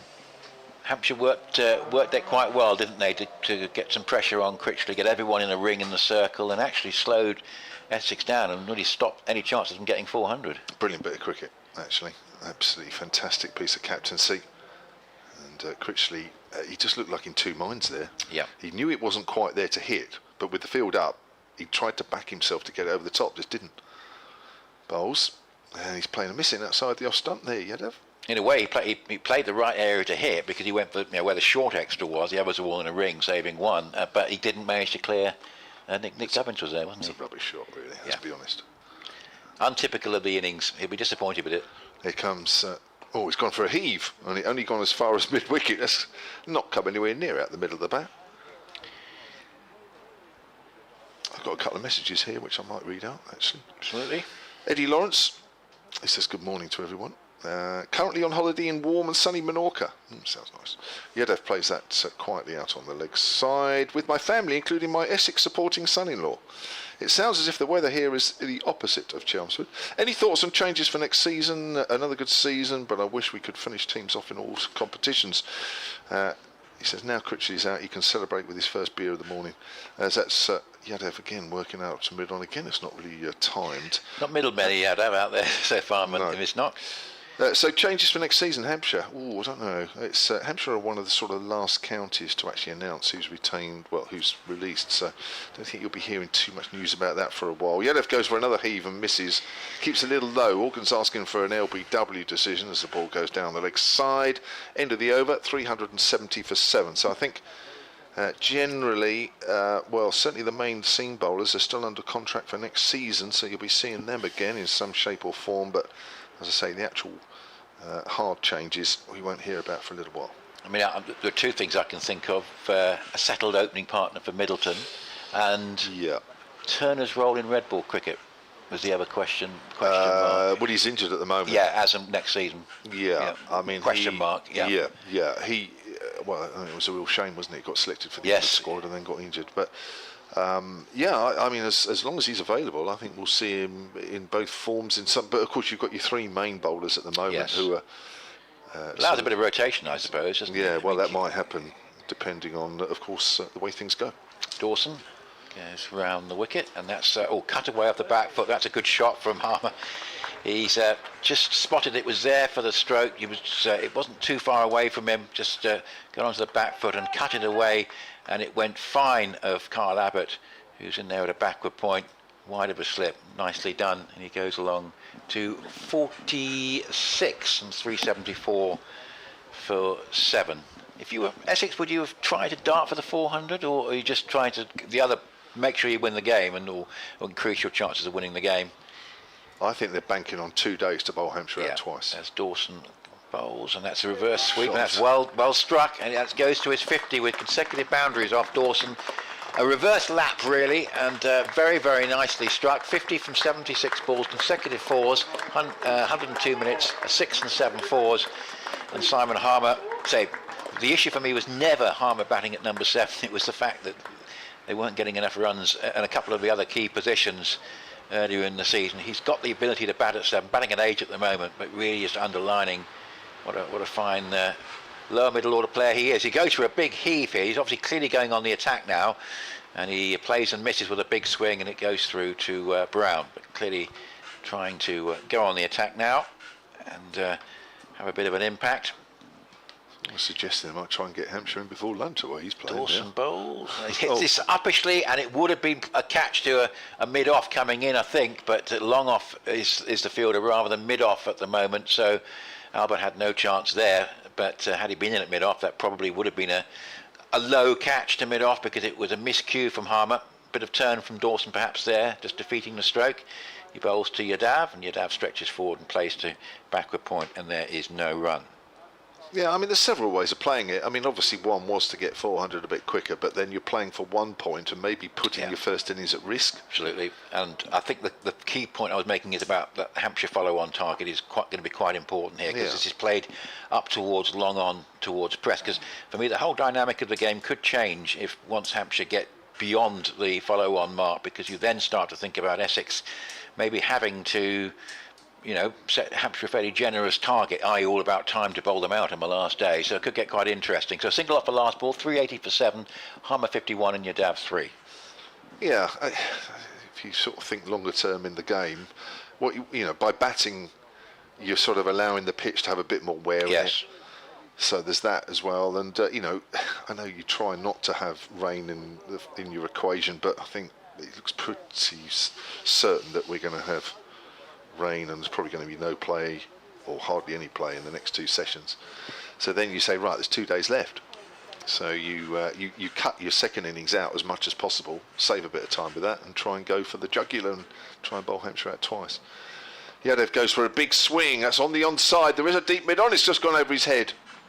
Well, he's actually connected with that, and that's probably the first one that he actually has, and he's just gone over the head of Kyle Abbott down at deep mid on at the far end.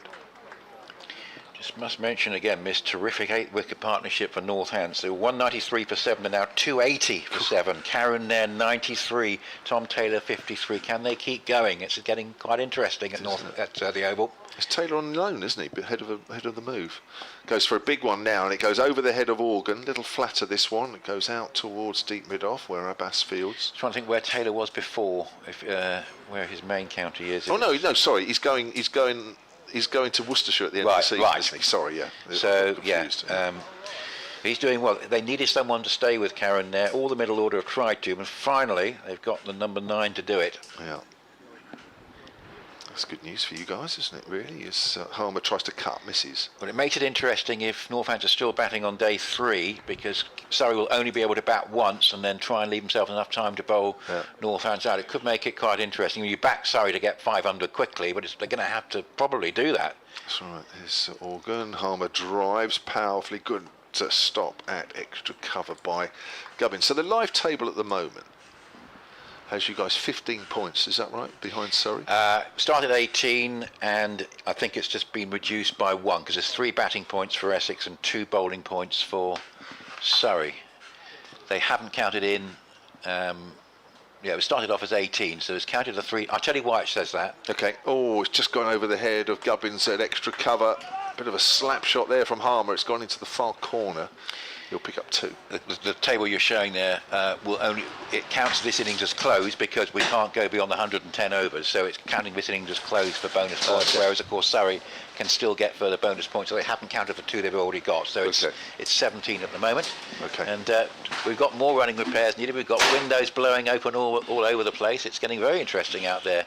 We'll probably shut that window if we can, Dick, the one that's just opened. Heimer smashes it away down towards deep square leg with a slog sweep. Will keep the strike.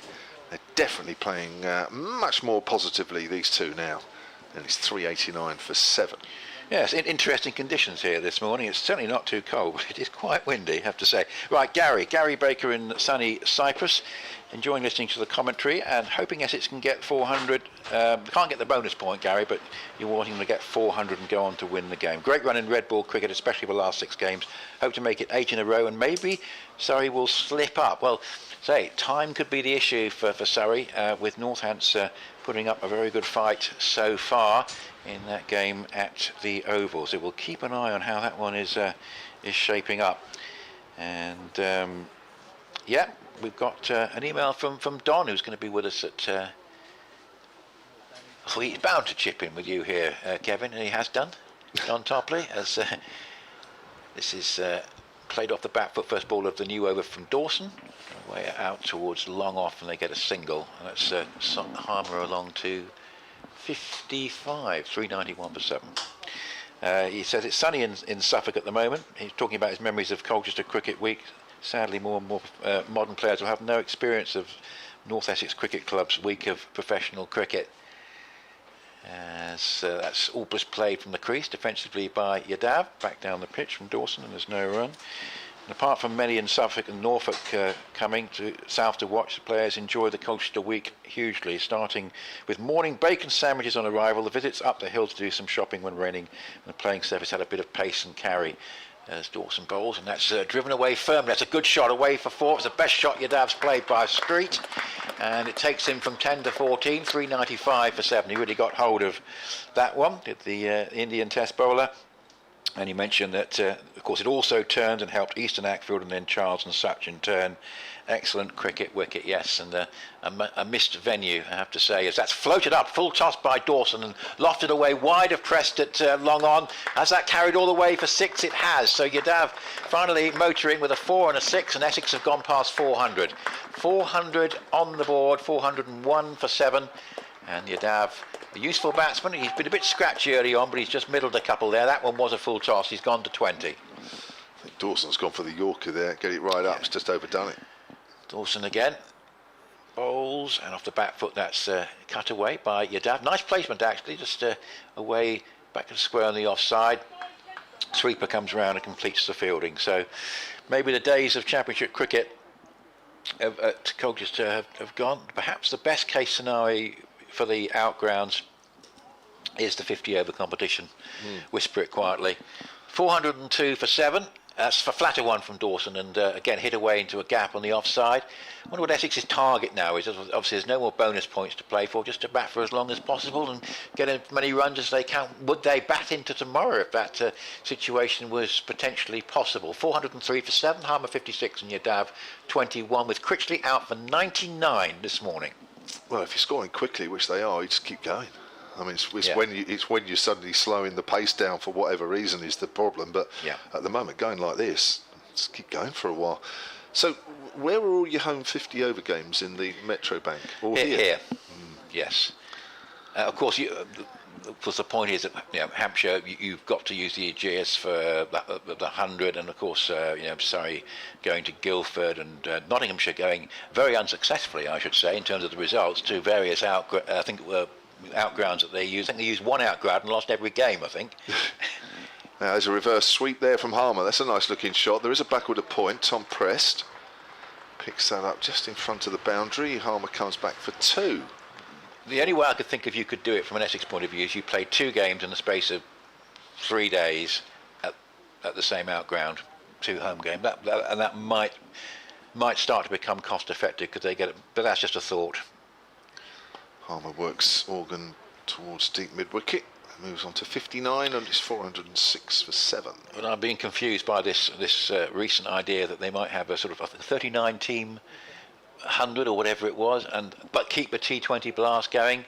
They've really got to sort out what they're going to do with the 100 to know sort of where we are in terms of, because at the moment the 50 over competition sort of, it sort of leans itself towards using outgrounds, doesn't it? Because it's a nice contrast to the 100 and got some good attendances this year. It did. Walker's bowling to Yadav here. Bowls, and Yadav goes for a heave over the offside into the gap through extra cover, and that's going for 4. Well, he's really throwing the bat at the ball here at the moment. And it's 410 now for 7. Or is it 406? I thought it was 410. Interesting one from Steve Franks. 50 partnership, 54 balls. I'll come on to that after this next delivery. It is 406 for 7. As he goes for another one, and it's going up towards deep mid-on, and it's gone for 4. Throwing the bat at every ball here. It's almost as if they're thinking we might not have much play this afternoon. Let's assess where we are at lunch. Possibly get Hampshire in for a short spell after lunch, with worrying about what rain might come along and they might be sort of disrupted by that. You'd have on to 25. There'll be another swing of the bat here, I'm sure. Bowls, it's a full delivery. That's good bowling. Very good bowling. Get it right up there. Yadav could do nothing with it. Now, apart from Essex, he says, our constantly overachieving team, can you ever see a non-test playing side ever winning the county championship in the future? Interesting question. There's a heave on the leg side, doesn't get hold of it as the ball wakes its way up along the ground towards deep mid-wicket. 415 for 7. So a couple of years ago, the obvious other answer would have been Somerset, who were very, very close, of course, to winning the championship. I think they've just gone backwards a little bit, Somerset, in the last couple of years. Probably just the nature of things. They had a side that peaked at a particular point. But yeah, you look at the Lancashire, Hampshire, Surrey, Warwickshire. That's actually quite a good point, actually. When it comes to the championship now, it is very much concentrated, or likely to be concentrated, on those sides that are staging test matches. And obviously there are other grounds that stage international matches. So how we label Durham if they suddenly make a run for it next season, we'll have to wait and see. But yes, we are, I think, in an era where the champion county is more likely to be from a test playing ground. That's Dawson bowling and played back down the pitch by Yadav. He's trying a forcing shot, but it doesn't come off. 415 for 7. Well, it's only you guys really that are breaking that mould, aren't you? At the moment, yes. I'm just trying to think of anybody else who may potentially do it. It's difficult at the moment to, Somerset possibly just going backwards a little bit in the last couple of seasons, as that's played defensively just back down the pitch, and there's no run for Yadav. 415 for 7. The 1 wicket, Matt Critchley for 99. Outstanding innings, but very good piece of captaincy by Vince to put pressure on him, forced the mistake, and it duly arrived, and he held out to short extra. Very, very gusty wind here, as this is a delivery which Yadav tries to drive through the covers, and it goes in exactly the opposite direction, down towards short fine leg, I think off an inside edge, because there's no signal from the umpire, and it's 416 for 7, and Yadav has gone along to 31. It's not been a particularly memorable innings, but he had a couple of good shots of successive balls from Dawson. Is very much doing his job. 416 for 7. Dawson bowls a flatter one. That's hit away nicely out towards deep mid wicket on the bounce. It's taken well there by Fletcher Middleton. He'll be doubtless thinking about his innings to come and when it will be. It must be quite frustrating for someone like him. Will it be today? Will it be tomorrow? 417 for 7.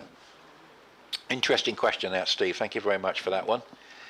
As Dawson bowls, and that's lofted away by Yadav. It's up towards Preston, long on. He's going for the catch, and it's just bounced short of him.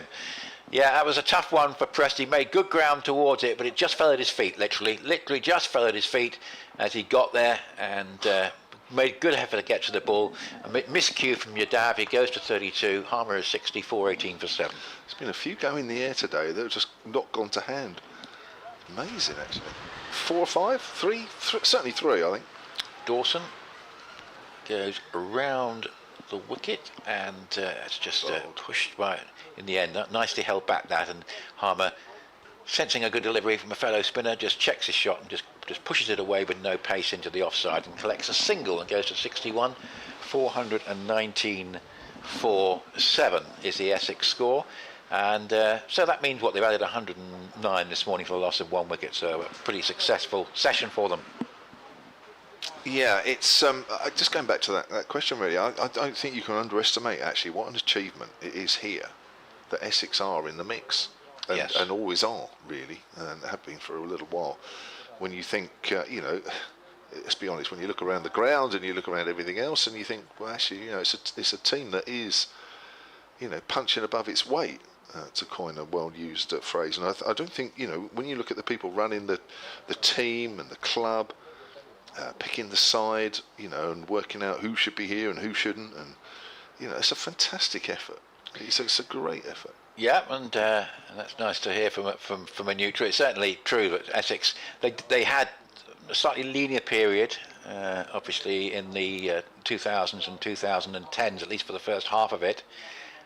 Going into Division 1 and coming down again pretty quickly at one point, but certainly since 2016 they've been as a side as formidable as the team in the years from 78 to 92. As this is played by Harmer off the first ball of the new over. Hand over to you, it's Felix Organbone. So 419 for 420 for 7 now in the 118th over of this Essex first innings. Field scattered now, deep point, deep extra cover, deep middle, deep mid on, deep mid wicket, and a deep square leg. Of course, you can do that in 4-day cricket. You can have everybody on the boundary if you want. I think there's no doubt as to what's happening here.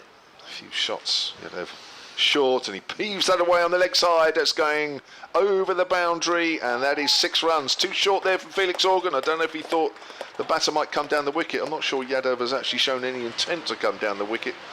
So I think we have to put that down to being not a great ball, but as one or two of the bowlers found yesterday, I think sometimes just the gusts of wind just overbalances, and of course being a slower bowler, I think maybe there's a bit of that as well, as Yadav leaves that one alone outside the off stump. So 426 for 7, this is a formidable total here. Essex will be hoping that this wicket starts to break up, and it really will be hard work for Hampshire as and when they start their innings. Full outside the off stump, half shout for a caught behind from Ben Brown. Nobody else joining in, everybody else is too far away. Yes, lunch in 12 minutes, and Hampshire, we're looking forward to that now. Yeah. No, they're not the only ones. It's a change of... just slowing it down here. Gubbins is having a chat with Felix Organ. Just running in from extra cover, just talking about the field on the offside. I don't know if this is a deliberate tactic really, just to slow everything down. Looks like Stephen O'Shaughnessy is looking at the two, having a chat as if to say, I know what you're doing. There's no point in Hampshire rushing through the Rovers here before the break. So Organ comes in again. Yadav swings hard as it goes along the ground up to deep mid-off, and he picks up a single, moves on to 39. These two have put on a few now, haven't they? 357 they came together. Yep, been a very, very good partnership. Essex got a little bit stuck just around about that time when Critchley got out, and maybe had to just adjust their game plan a little bit, but they're obviously going to try and bat big, and it's working at the moment. So here's Harmer. Field staying the same really. As Organ comes in, Harmer swings up towards deep mid-on. This could be caught, and it is straight into the midriff of Kyle Abbott, and Harmer departs for 62. It's 427 for 8. Yeah, fine innings from Simon Harmer, and he has had a very good season, obviously going for everything at that stage and holding out to long on. Interesting to see what the Essex tactic is after lunch. If they've got 8 down, interesting to see what they do. Do they think it's worth batting on? Are they going to get the runs from? Obviously, Yadav's going to give it a swing, but I wonder if they might just pull out at lunchtime and have a think about that, and then have the Hampshire openers and batting side up sort of worried about how long are they going to have to bat for. That could be quite something that they have to consider.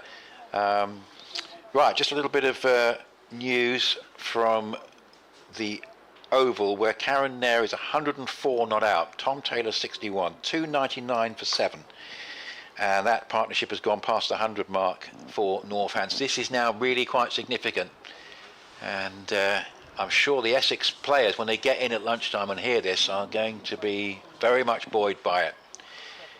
And 299 for 7, I'm sure the message will be carried, keep on going, because the longer they go, the more difficult it gets, particularly if it rains this afternoon, for Surrey to force a win inside the final 2 days, because they've got to get that first innings lead first, of course, and it starts to make it very interesting. By the way, Warwickshire have pulled clear of Middlesex, 161 for 6, they lead by 40, and Wilrose is 69. But an email I just wanted to cover from Nick about Colchester Cricket Week, and he mentions the fact that the Colchester Castle Park Week was the highest spot of the year. Going to school in Colchester, we'd pop down at lunchtime, straight after school. He recalls a game against Kent when it snowed in 1975. You later lived in Ilford and used to take your father to every day of the Ilford Cricket Week. Yes, I've just looked that game up, Nick. It was starting at the end of May 1975, and famously it snowed in Derbyshire, certainly, and obviously at Colchester as well, in the first couple of days of June. Dawson bowls it, and this is lofted away in the air. It's going up towards long on. Is it just going to clear the fielder? That's just out of our sight, but if it's a catch, it's a very, very good one, but I don't think it's been held. I think it's been gone for 6. It might have been spilled over the boundary rope. Frustratingly, that's right out of our sight. So we're going to have to look at the replay, but it was lofted away. It's a great effort. And made a very, very good attempt, that Organ, to get to it, but I think he might have just spilled it over the bar. Well, as he was taking it, he was over the rope and just sort of pushed it back. But a very, very good effort indeed. 433 for 8. As this is hit away down the ground firmly by Yadav. I think while he's there, Essex will certainly keep batting, and he gets a single. 434 for 8. Yes, Nick, Gooch got 100 batting at number 4. It was a game that Essex won, and famously it certainly snowed in Derbyshire early June 2005, and clearly from your memory it snowed in Colchester as well, and the rest of the month was glorious, and it was the first Cricket World Cup, and it was played in beautiful weather, which of course was a preview of the following June of 1976. But thank you very much for that memory. Yeah. And you'll see you'll be at the Aegeus next week cheering on Hampshire. Nick, writing to us from Portsmouth. 434 for 8. Yeah, Hampshire slowing this down, and I quite enjoyed at the end of the last over, because Sam Cook sort of ran out sort of half the distance, and to get in and to get some more, or get an over or two more in before the break, and Hampshire then just took a drinks break. Yes. So they just slowed it down, and now they're slowing it down again because we're waiting for Fletcher Middleton to put on the pads and to go in at short leg. So it's quite interesting. Essex want to get on with it, and Hampshire are doing completely the opposite, and trying to find everything they can to slow things down. Yes, we had the ball changes earlier on today, and yeah, I think lunchtime declaration is looking quite likely at the moment. Obviously, Yadav has now found his groove and is starting to score quite quickly. That's one factor, but the follow-on target would be around about 280 at this stage. That's a key figure in terms of, well, what will happen for the rest of the day if the weather relents, or tomorrow. Short leg in and a slip. As this is hit away just off an inside edge and goes away, I think, for 4. Yes, Cook has got that, not where he intended, but he's got it away for 4 runs down to the fine leg boundary. It's 438 for 8. So Critchley ending his innings on 99 with 969 runs for the season. So we need 31 to join Tom Westley with 1,000 runs. And as we mentioned earlier, when Tom Westley got 1,000 runs in 2016, Ryan Tenscarter, I remembered. Nick Brown, I didn't. And we picked up on that. Nick Brown getting 1,000 runs in 2016, including almost 500 in 2 innings against Derbyshire, one at Chelmsford and one at Derby. 438 for 8, and it's getting progressively cloudier here. The poor weather is coming. This is lofted away down the ground. It's one bounce to long off. Well stopped, actually. That was actually pretty well hit by Cook, and Albert did very well to get across to that and make sure that it was no more than the single. 439 for 8, Cook 5 and Yadav 46. Entertaining morning. And Dawson, bowls, what's going to be a wide? I'm not sure what he was trying to hold that one back, and he ended up just not putting enough into the delivery, and it sort of pitched outside off stump and almost dribbled through to Ben Brown a long way outside the off stump. So 440 for 8 is the score as Dawson bowls a flatter one, and Yadav hits this one nicely away. That's going to go for 4, I think. No, it's going to be stopped. That's well done again by Albert. He gets across nicely at long off towards deep extra and saves a couple of runs. 2 to a total, 442 for 8. So all happening in this last half hour or so, and the Northants 300 is up with that 8th wicket pair still together at the Oval. So all told, at both venues, it's been a good morning for Essex.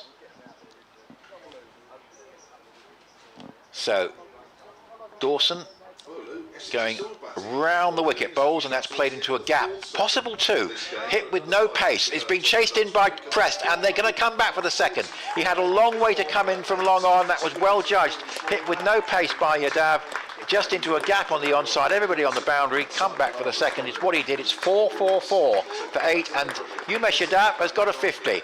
And well, he probably won't make many more for Essex. Maybe he's got a few wickets coming this afternoon or this tomorrow morning, but there's something to him to remember his time with Essex. 50 in a championship match. He's got 50, and it's 444 for 8. So no play today at Derby. It's just been confirmed. There's been nothing in Division 2 at all today. Nothing at Taunton. So it's really here and London. No play before lunch either at Old Trafford. They had nothing yesterday. It's really just here on the 2 London venues. And Warwickshire and Northants have had good mornings in those games, and Essex have had a good morning here. And the weather is closing in rapidly. We've got very heavy cloud cover, which is now coming across the ground from the pavilion, Hayes Close end side of the ground, and the wind is gusting and getting up all the time, and the forecast is looking right here. We may not get much play this afternoon. Cook drives up to mid-off, new over from Felix Organ, which I'm sure that Hampshire will make sure that this is the last over before the lunch break, playing an extra 5 minutes due to the small amount of time lost that we did yesterday. Rain delay at Headingley in the one-day international. It's described as manky, grey and spitty, but not too damp to prevent Will Jackson giving a television interview on the outfield, so it's obviously not pouring with rain there. And there's an example. James Vince has walked over. I think that's James Vince. It's, Nick Cubbins it might be, just having a chat with Felix Organ, just going to tinker the field. No, James Vince is fielding at back on the 45 on the offside near us. So yeah, Hampshire will make sure that this is the last over. 4:45 for 8, and Yadav, a breezy half century for him, swings away over extra cover. Well, there's a man at deep extra cover. It's gone very quickly to him. One bounce, I think, hit flat and hard. 4:46 for 8. Yeah, they'll be pretty pleased overall with how the morning has gone. Now Essex, Matt Critchley just missing out on his third championship 100 of the season, but only by the 1 run, and Simon Harmer with a very, very good cameo, 62. I'll make it 2 minutes till lunch here as Organ comes in and bowls, and Cook swings in the air. It's could be not. It's dropped short. Amazing how many times that's happened this morning. Well short of deep mid off, and that'll be a single. 447 for 8, and there are 3 balls to bowl in this over. Do they bat on after lunch if the weather permits, or do they think actually send those openers out there not knowing how long they're going to have to bat for, with the weather closing in? I don't think anybody can work out whether it's going to rain over lunch or after lunch, can they, at the moment? I don't know. But I mean, obviously, let's say we're able to start after lunch. Would Essex want to continue batting, or would they think it better with the uncertainty of the weather to send Hampshire in? Yeah, be an interesting one. I'm not sure there'll be too much time left if we do play after lunch. No. Yeah. I might think that the worth of a couple of wickets might be better than the extra 20 runs. Yadav swings, it's in the air, and it's going to be caught at deep mid on. Good catch by Kyle Abbott. Just moving to his left, taking it in front of the sight screen, about stomach height, pushed both hands out, got it right on the rope, and Yadav goes. That was an entertaining knock, loved that. 51 off 44 deliveries, and 9 down now for 447. Now, this is interesting. The 2 umpires were consulting. There's a couple of issues here. Is that either a declaration or is it lunch? Because there's 9 wickets down. I think it's a fixed 12:35 lunch anyway, but we will confirm that. I think almost certainly that's the end of the Essex innings, I think. I can't see any need really to carry on. 447 for 9, but with the time at 12:34 by my watch when that wicket fell, I was just wondering, there's 2 possibilities there. It's either because it was still actually in the course of an over, it hadn't been completed. So yeah, I've got a feeling I can't see any worth in Essex coming out again, Cook and Porter after lunch. I think they'd much rather be bowling if we are playing. But 4:47 for 9, that could be innings closed. A fine effort from Umesh Yadav. So something to remember his batting time with Essex. He did well there, and after a slightly scratchy start, he got going and, as I say, played a very useful hand. And really, Essex down the order have done very well here. They, obviously, Critchley and Rossington have been supported subsequently by Harmer and Yadav, and it's really put Essex in a very strong position. Yeah, incredibly strong. And whether we get any play this afternoon, this evening or not, then Hampshire have got an awful long time here to bat and save the game. James Spence is having a chat with both umpires. I don't know if he's just clarifying. The window opens as I'm talking. Yeah, because I was thinking it was whether there was it's 12:35 fixed lunch. Is that a declaration? Is it basically just going in at the fall of the wicket? Maybe that's the issue, but we'll know soon enough anyway. And we'll be back at 1:15 to describe what's happening. But if there is play, I do expect Hampshire to be batting, but we shall see. But we'll join you after lunch and back with you at Chelmsford. All being well, we'll certainly have an update on what's going on anyway at 1:15.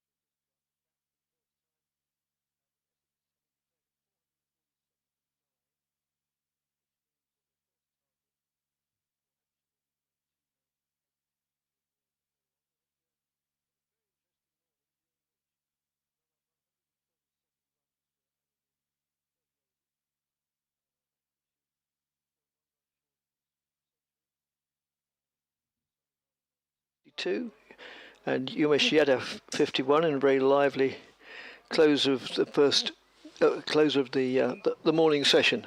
My name's Dick Davis. Nick Gledhill will be with us in half an hour, and Kevin James is just sitting away to my right. And what we haven't mentioned is that almost unanimously everybody seems to think that the heavens are going to open pretty soon. I'm just wondering if this is teasing us, all these forecasts, and actually we're not going to have any rain. Well, sometimes Chelmsford does escape, but well, they'll certainly be very lucky if they do this lot. It looks ominous.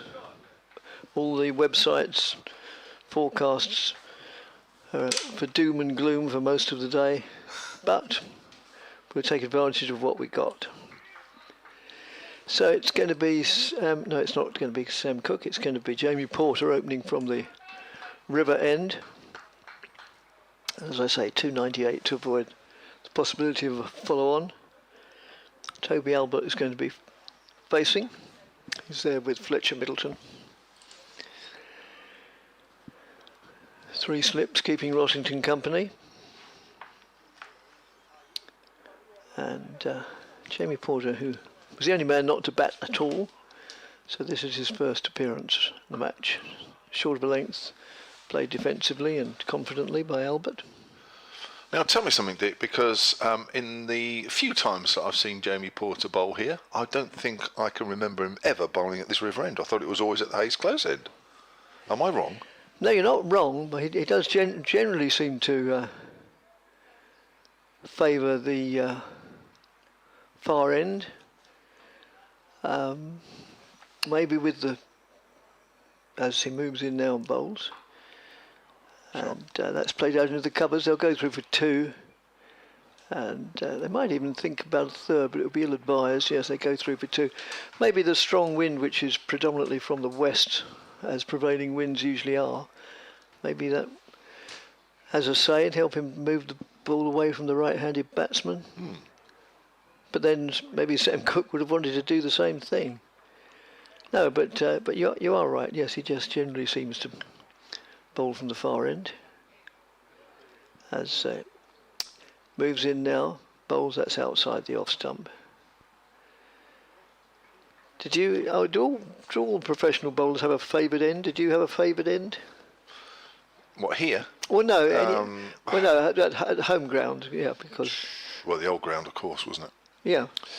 Yeah, there was. It tended to be from the Northlands Road side because there was a bit of a slope on the square, so it sort of helped me. Here, I bowled at both ends with equal. Not very good, really. That's just played defensively. We'll have to look that up and just see how modest you're being. Well, I don't remember. I certainly don't remember taking any big wickets here. I might have taken the odd one here, you know, 1-fers and 2-fers and things like that. But I don't know. It was a long time ago now, but I don't remember a big score. Sorry, a big wicket total. I think on the whole, I probably preferred this end actually. Yeah.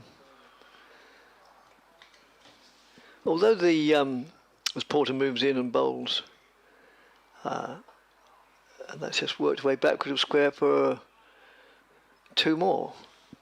So, yeah, although the pitch appears absolutely flat, apart from this end where it is inclined to tail away under the stand, you know, from the business part of the ground, most players seem to say that it does actually slope down a little bit right from the far end. Yes, yeah, I think you're right. But I think in terms of the square, you're right, Dick, that sort of left half is flatter. Yes. There's more of a slope towards the pavilion further down, Yeah. As Porter moves in, that's met with a stern defence. End of the pretty uneventful over, in all honesty. The batsman wasn't troubled, but yeah, 4 runs came off it. 2 2s to Toby Albert, and the visitors are 4 without loss. Yeah, Hampshire's new look opening partnership, and there's been a few of them over the last couple of 2 or 3 seasons or so. Toby Albert played in the last game, his first championship game for Hampshire, although he did play a championship game on loan for Kent earlier in the season. 26 and 31 in the game against Somerset at the Ageas for Toby Albert. Fletcher Middleton has been doing the job since the start of the season, and he was new into it as well. So Hampshire are trying to find this opening partnership. They got lucky, didn't they, for a few years, Carberry and Adams, and It was a very good one, got spoilt really, but ever since that opening partnership's got broken up, they've been searching for the right openers. Joe Weatherly's had a few goes at it, and Ian Holland, Felix Organ. Here's Sam Cook from the Hayes close end. Was a bit of bounce off a length. Good leave from Middleton. So yeah, nothing has been set in stone since the days of those two I've just mentioned. Fletcher Middleton looks as though he could be the one that has one of the berths. Started the season really well actually. Lots of half centuries, but he's just started to tail off a little bit in red ball cricket.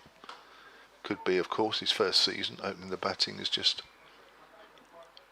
meant that maybe he's a little tired, a little fatigued as Cook bowls. Length ball to Middleton. Batted really well in the Royal London One Day Cup. No, it's not Royal London, it's the Metro Bank. I keep saying Royal London, got used to that. And he has done a good job here, but when you look at his overall season's figures now, he's averaging 26, which is going right back to the problems that Hampshire have had with the openers, because whatever opener they've been using have all been averaging around that sort of mid-20s. And that's why they've been chopping and changing, because they want somebody to be averaging more than that. Here's Cook bowls, Middleton's forward. Middleton was, to be fair to him, averaging a lot more than that first third of the season, first half of the season, but it's just starting to just drop a little bit. 527 runs for Fletcher Middleton so far, but I think a lot of people feel that he is the one that's going to have that spot, unless of course he has a dramatic drop in form. He's the one that's going to be there for a while now. I don't think we've really been able to say that about anybody for a good while. Joe Weatherly threatened on several occasions. Middleton's on the back foot, punching that out into the covers. And I suppose Ian Holland and Felix Organ, I suppose, have again threatened to make that spot their own, but not quite, unfortunately. And Felix Organ will bat lower down in the order in this game. Ian Holland, who actually was restored to opener earlier on in the season, actually got 100 against Notts. But I think it was almost decided really that he wasn't going to be the long-term opener. Here's Cook again, bowls, Middleton's forward. Goes up towards mid-on. And they're up against two very formidable county opening bowlers here. Well, they are, yes. Who will certainly test them out, that's for sure. Yes, neither of them is 51. Sorry, was it 53? Porter, yeah. Neither of them is really sort of thunder and lightning fast, but they're both naggingly accurate. Yeah, they are, and especially good bowlers here. Yes. Here's Cook, right arm over, runs towards us again. Bowls to Middleton, forward. Wants a quick single, but there isn't one. Out on the leg side. So we've had 2 overs of the Hampshire reply, and they are 4 without loss. And I have to say, for me, the rain feels a little bit further away than I would like at this stage. Yes. Thank you. Let's scroll down to the end. Richard, for your email. He says, must say how much I enjoyed your commentary and chat during the season again.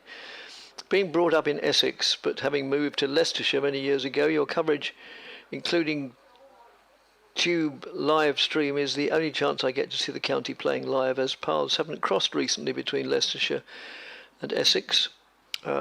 Social media is a good tool for keeping up to date with all comings and goings at the county as Porter moves in and bowls.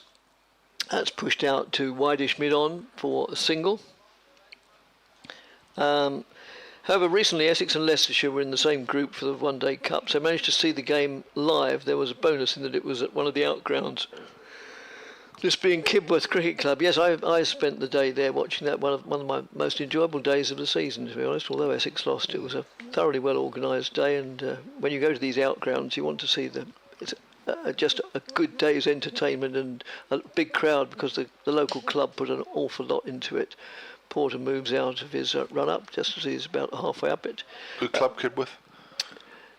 Yeah, have you played against No, them? I'm not saying they're a good club. I mean, in terms of the setup. Their setup was, that really made the day. As I say, Essex lost, but it was a brilliant day, and I was so happy for the club, actually. It's a very nice ground, very nice indeed.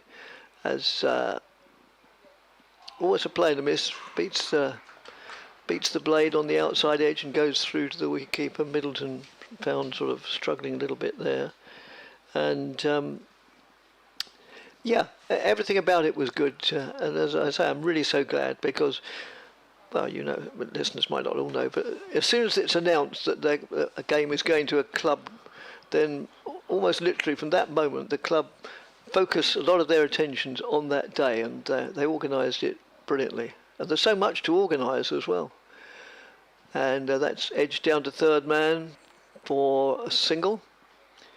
I mean, there's the stewarding. All the stewarding was done by on a voluntary basis by the club members, and there's the car park attendants, and there's the catering. That must be a nightmare because, of course, you don't know how many people are going to turn up because you don't know what the weather's going to be like. And no, I couldn't fault the day, and it's a splendid ground. Good. Kibworth Cricket Club, just over the border from Northants into Leicestershire. As Porter moves in and bowls, that's just played defensively.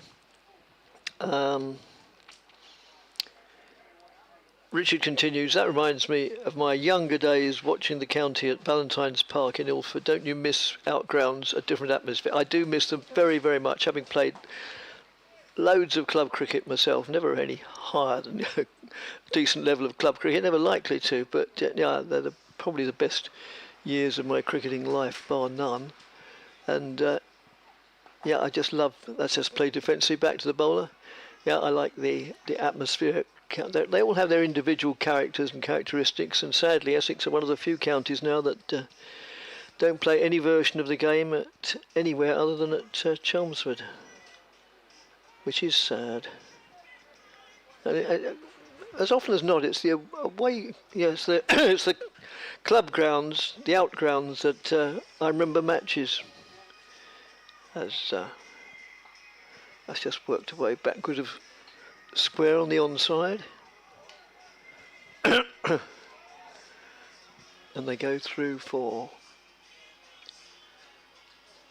1 run, pushing the score up to 7 for no wicket at the end of the over. I've had a text from well, if it's a text, I will not say who it's from, but looking at the rain radar, you'll be okay until about 2:25. Then it's heavy rain from then on. Yeah, so got an hour top whack probably. Thanks, Jeff.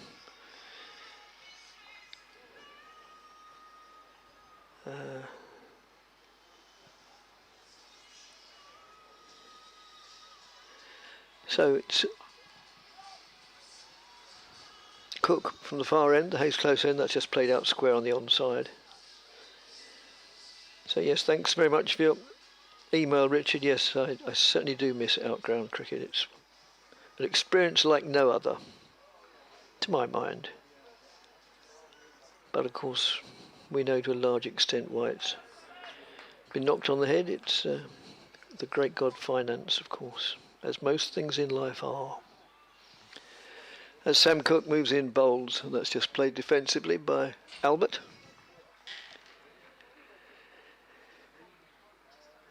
So, yeah, everything suggests now that within the hour, then the players will have scuttled for cover. And then, of course, we'll have the inevitable frustration of waiting for play to be called off, probably for the day. Well, we wait and wait and wait. But maybe not. Sam Cook moves in bowls, that's just played defensively, trickles out on the onside. In pursuit of 447 for 9, first objective of Hampshire is to get 298 to avoid the, I was going to say the probability of following on. Obviously gives Essex the best chance of winning, especially if it were to be a big lead, but anyway, there's a long, long way to go. You certainly don't want to count chickens. And that's just played out on the onside. Or as an eccentric boss I used to work for who mixed his metaphors, said,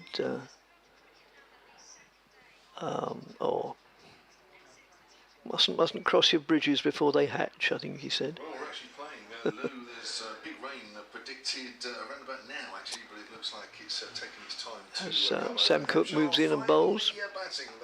That's played defensively, trickles out on the offside. So 5/6 of a maiden over so far by Cook. Just conceded 1 run in his 11 deliveries. Porter's conceded... No, he hasn't conceded any. I beg your pardon, looking at the wrong column. No, all the 7 runs that have been scored have been at the other end off Porter, and Cook has yet to concede a run in his second over. So, will this be the second consecutive maiden over? As he moves in now and bowls. And yes, it will, as it's just played out to mid-on. Another good teasing, testing, accurate over from Sam Cook. These two, I always tried desperately hard not to be biased or parochial. No, please. Everybody else is. Yeah, but that's one of the reasons why I'm not, you see. But I can't think of a... I won't say that. I can't think of a better opening partnership around the country really than these two. I agree. In tandem, 97 wickets this year between them. I mean, that's a top return from your opening bowlers. Yeah, who's got them more? What's the 53 Porter. Yeah. 53 at 17, 44 at 18 Sam Cook. That's terrific. Yeah. Absolutely terrific. Here's Porter, fullish delivery, worked to mid-on by Fletcher Middleton. That's fielded there by Cook. Oh yeah, and they've been good for a while, isn't it? I mean, Porter certainly has. I remember there was a year here, I mentioned the Carberry-Adams opening partnership, and Porter ran through us from that Hayes Close end. And I remember speaking to Michael Carberry afterwards, and he said, Porter, handful, real handful. Really? Yeah. Singled him out. Comes in again. Not getting too much help out of this wicket at the moment, although that bounces, but it's left alone by Middleton. Certainly would have got more help out of the pitch at the Aegeus Bowl earlier on this season. But that actually just shaped away, to be fair to him. Yes, it started did. A little wide. Yeah, I'm desperately looking over sort of about 1 o'clock as we look where the clouds are coming from, and they are slowly but surely getting a little bit more dense, but it's taking too long for my liking. I mean, Hampshire, when you're facing 447 for 9 declared, you're struggling to win the game from there, aren't you? Oh yes. So Hampshire won't really be too miffed if they don't play too much more today, as that's pushed back to the bowler. It just makes their job of saving the game a little easier. I mean, of course, unless Essex have to try and force a victory, then who knows, depending on what Surrey do. Yes. So is it 298 is the follow-on? So we always have to bear that in mind. What is happening in that Surrey game? 311 for 9 Northamptonshire. They did quite well. Always playing a missing coming forward there. That's a good delivery there from Porter as the ball pitches and just fizzed a little bit off the deck, off a length. So 311 for 9 Northamptonshire. So they've been batting in total in that game nearly 99 overs, and that Nair, he's still there. He's 112 not out. Good signing. Yes. It was the other Indian guy that played early on season, got injured, didn't he? Yeah. Privy Shaw, isn't it? So he got big runs, didn't he? Then got injured. Must have a line into the Indian team, as that's pushed on the onside. Thought about a single initially, didn't take it. Somebody must have some Indian test connections there, or some Indian connections. 66, Tom Taylor down the order. He's gone. It's just Jack White batting now for the last wicket. So they're doing their best for you, Northamptonshire. Yes, they are. Yeah. Well, they can continue next week. They're providing the weather anyway. Yes. He's had to pull out. It's the second time Jamie Porter's had to pull out, and it's all about the gusts of wind, which you won't hear because Dick very cleverly has turned the microphone down a bit. So it sounds like we're just commentating. Well, we had a few... It's all right, didn't you? Yeah, you did, yeah. I don't like to say complaints because our listeners don't complain, but they don't. A few comments that it was a bit too loud yesterday. If we really turned it to normal levels, you would think, how on earth is the building still standing? Yes, I might at the end of the over just give a brief example of what it could be like. Tucked away nicely through mid-wicket by Fletcher Middleton. Won't go all the way. Or will it? Actually, the ball is continuing to roll, and not quite. Very close. to going over the rope, and Middleton's run 3 there, and that's a bit of fielding because that's probably one of the bigger areas in that corner away to our right, and that's the end of the over. So give us a quick burst. Yeah, then, so Dick. be prepared to what it could be like. Cover up your ears if your hearing is sensitive, because outside this is what it's doing.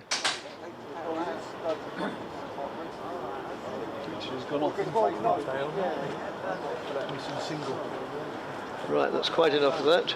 Yeah, so that's what it's really like. But Dick very cleverly is getting rid of all that wind.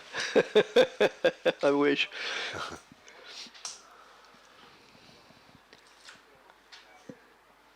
So unsurprisingly, it's Cook to continue from the far end, bowled 2 maiden overs so far.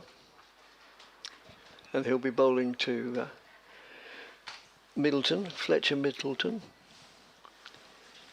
As he moves in now, bowls. That's allowed to go by outside the off stump through to Rossington. Just see if we've had any more emails.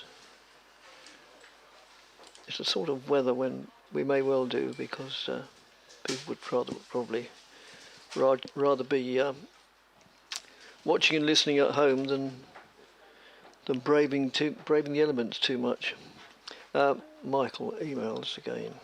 Not sure if I mentioned, have been out and about.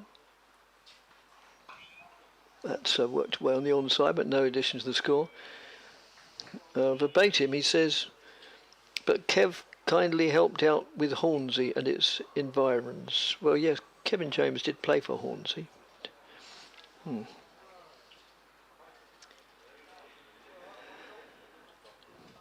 Diana, our regular contributor from Calgary in Canada. Always good to hear from you. Always good to hear from everybody. That's just worked well on the onside. Thanks to you, Nick, Paul, Don and everybody else for the great commentary this season. Now that the cricket season is coming to an end, all is lingering, crepuscular, leading into winter. Who? Crepuscular. What does that mean? I'm not sure. I'm going to look it up. Sure you are. I'll write it in. Well, how'd you spell it? Crepuscular. I think I know, but I'm not going to say in case I'm wrong.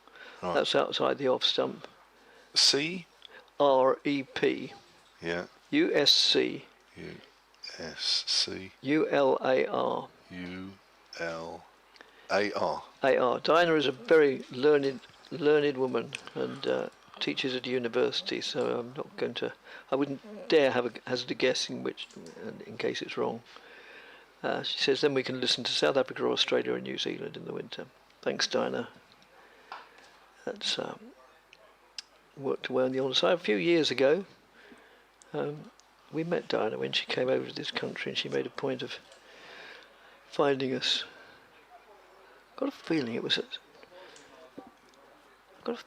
at Garran Park in Southend, which is not the most attractive outground that Essex ever played at. Did you ever play at Garran Park? I can't remember. I think I was 12th man for a game there once. I don't think I actually played. That's about as... That's just play defensively, and another maiden over.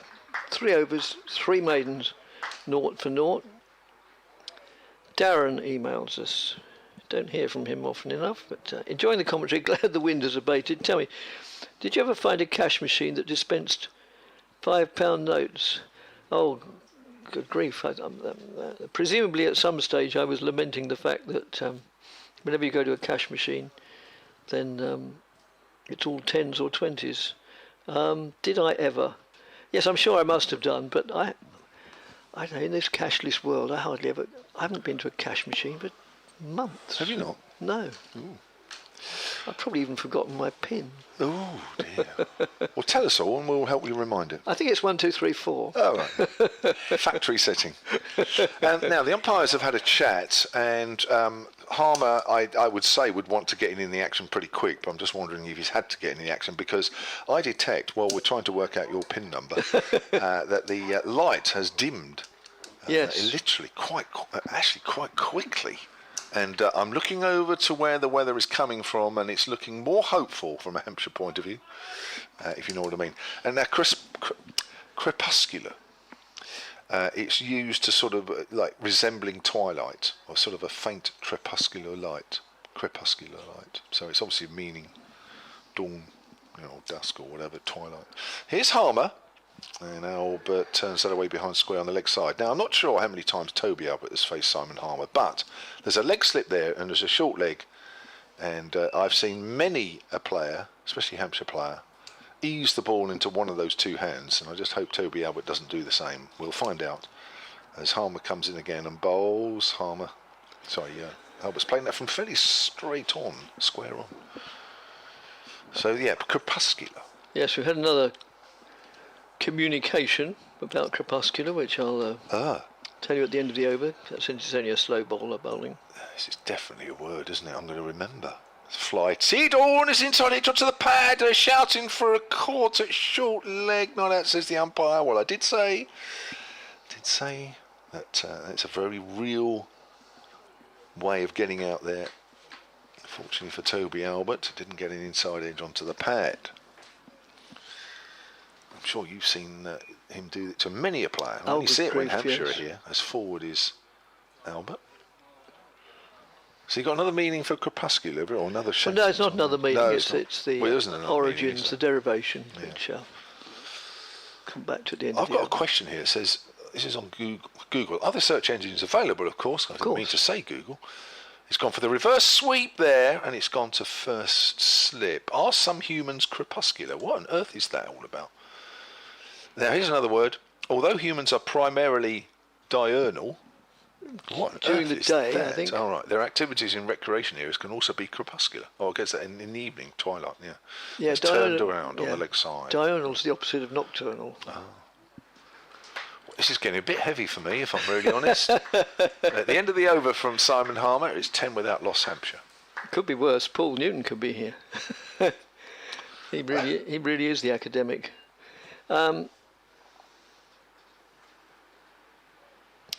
Right. Yes, Mike texts me actually, saying, "Hi, Dick and commentary team. It's from the French crépuscule." What? C-R-E acute P-U-S-C-U-L-E means dusk. So it's the autumnal end of the season. Yeah. There seems to be a long discussion out in the middle and looking at light meters. Could it be described as crepuscular-esque out there? And what have they decided? Whatever they've decided, it's very slowly. It has to be spinners both ends now, doesn't it? Yes. Yeah, so thanks, Mike, who has he would know if anybody. He taught modern languages at the school which I attended, including Russian. I didn't do Russian. Is that where you got your range of vocabulary from then? Your considerable range? Well, doing languages? Yeah. Well, I didn't realise I did have a considerable range, but yeah, I did Latin and Greek and things like that. Umpires are having another chat. I think they're going to take them off. I think they are going off. Yeah. Yeah. Well, it's not really for me to say, but... I'll tell you. It's dark. You think that's it for the day? No. Oh, see what I mean. Yeah, but yes, okay, so the players are off at, I make it 1:47 or 8, doesn't matter precisely, with Hampshire and 10 without loss, Albert 6, Middleton 4, and Harmer having had 1 over, 1 maiden, Critchley just about to go into the attack and then didn't, and the other 2 bowlers used were Messrs Cook, who bowled entirely maidens, and Porter, who was almost equally miserly. So, yeah, we can't say this is a surprise. Actually, before we go off, I think I did notice that we had one more email. It would be rude not to refer to it, especially if we're not going to be back on air for quite a while. And it's from... I always say, if you've had taken the time and the trouble to email us, the very least we can do is to read it out and respond accordingly. And here it is from Ron. Karen Nair is putting up a very good effort to be Essex Player of the Month down at the Oval. Keep batting, says Ron. An eagle exercised in Beverley, Yorkshire. Oh, I went to Beverley once, a lovely little town. Great deal more to say, really. Essex made 447 for 9 before declaring at lunch, which meant that the visitors need 298 to avoid the follow-on.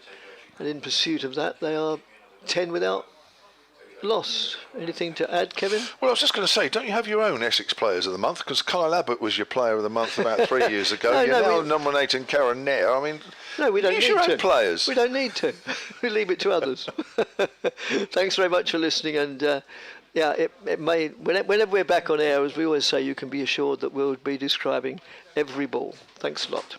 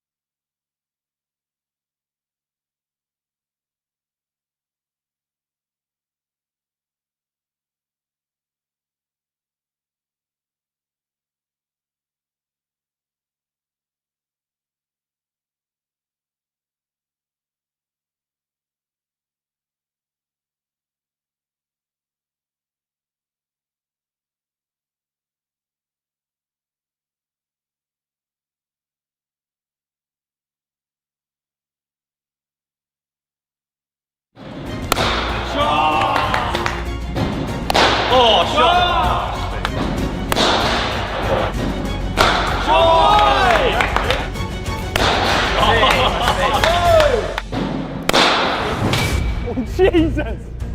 You're right, Jackie. Welcome to the first episode of Fastest to 50, a new series where we take on professionals of the game by scoring 50 as quickly as possible. To kick the series off, we're at Essex, with Jamal Richards, Robin Das and Feroz Kushi. Scores will be decided by the rest of the team, and if you lose a wicket, 3 balls will be added to the total. Before we start, the guys decided our theoretical field will be cover out and then 3 fielders out on the leg sides. Let's get into it. Right, we're here at Essex County Cricket Club, Fastest to 50. First up, Jamal Richards. Here we go.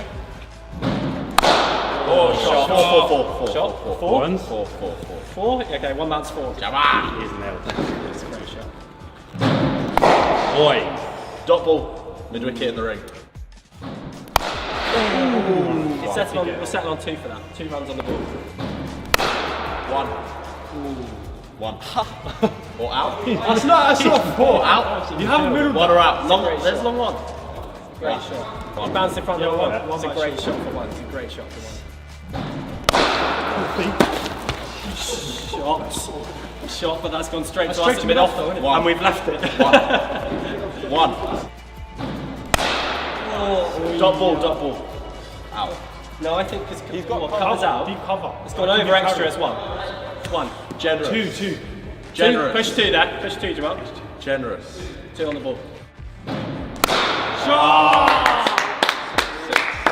That's a great shot. Shot jammer, but that's out. Nice shot, though.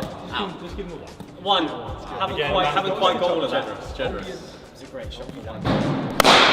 Shot, boy. Hey. Shot. 1 bounce 4. Straight over the mid off. Wide along one. 6. Wide along 6. What are you giving that, Jamal? Have you got him back? Yeah. Got long on back. It's pretty straight.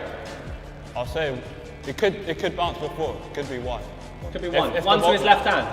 What about fumble 2? Put him under pressure. Yeah, I'll take 2. Yeah, we'll give him that. Give him 2. 2 on the board. Wet patch out there. Stuck. 3. Run hard. 6 up. Yeah. 6. Great shot. Dropped at long on. 1. Long on's running. No one's getting that. Yeah. Long on hasn't quite got there. No wickets. Shot. 4. We're giving him 4. Have we not moved cover? Surely we've moved cover wider by now. Maybe. But let's say cover's a bit straight. 2. Cover's having a shocker today. 2. That's 6. That's gone a long way. 6. Great knock, mate. Well managed. Raise the bat. A ridiculous start from Jamal, bringing up his 50 in just 17 balls. Up next, Robin Das. Cricket District, fastest to 50, Robin Das, aka Tickler.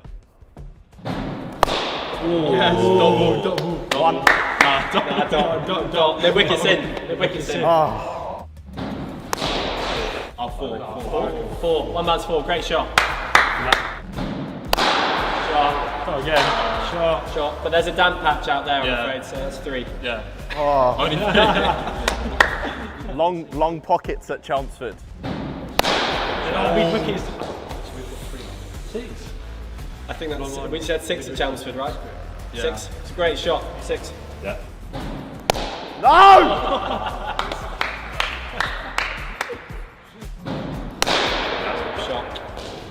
Shot. 6. Very straight. I'll say 2. He doesn't like. What are you giving yourself there? 1. It's quite straight. 1. I'll go 1. Give him 1?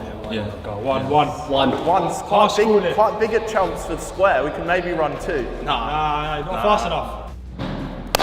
Double. Hold. Double. Hold, sir. 1. Yeah, we'll go 1. Shot! Great shot. 2.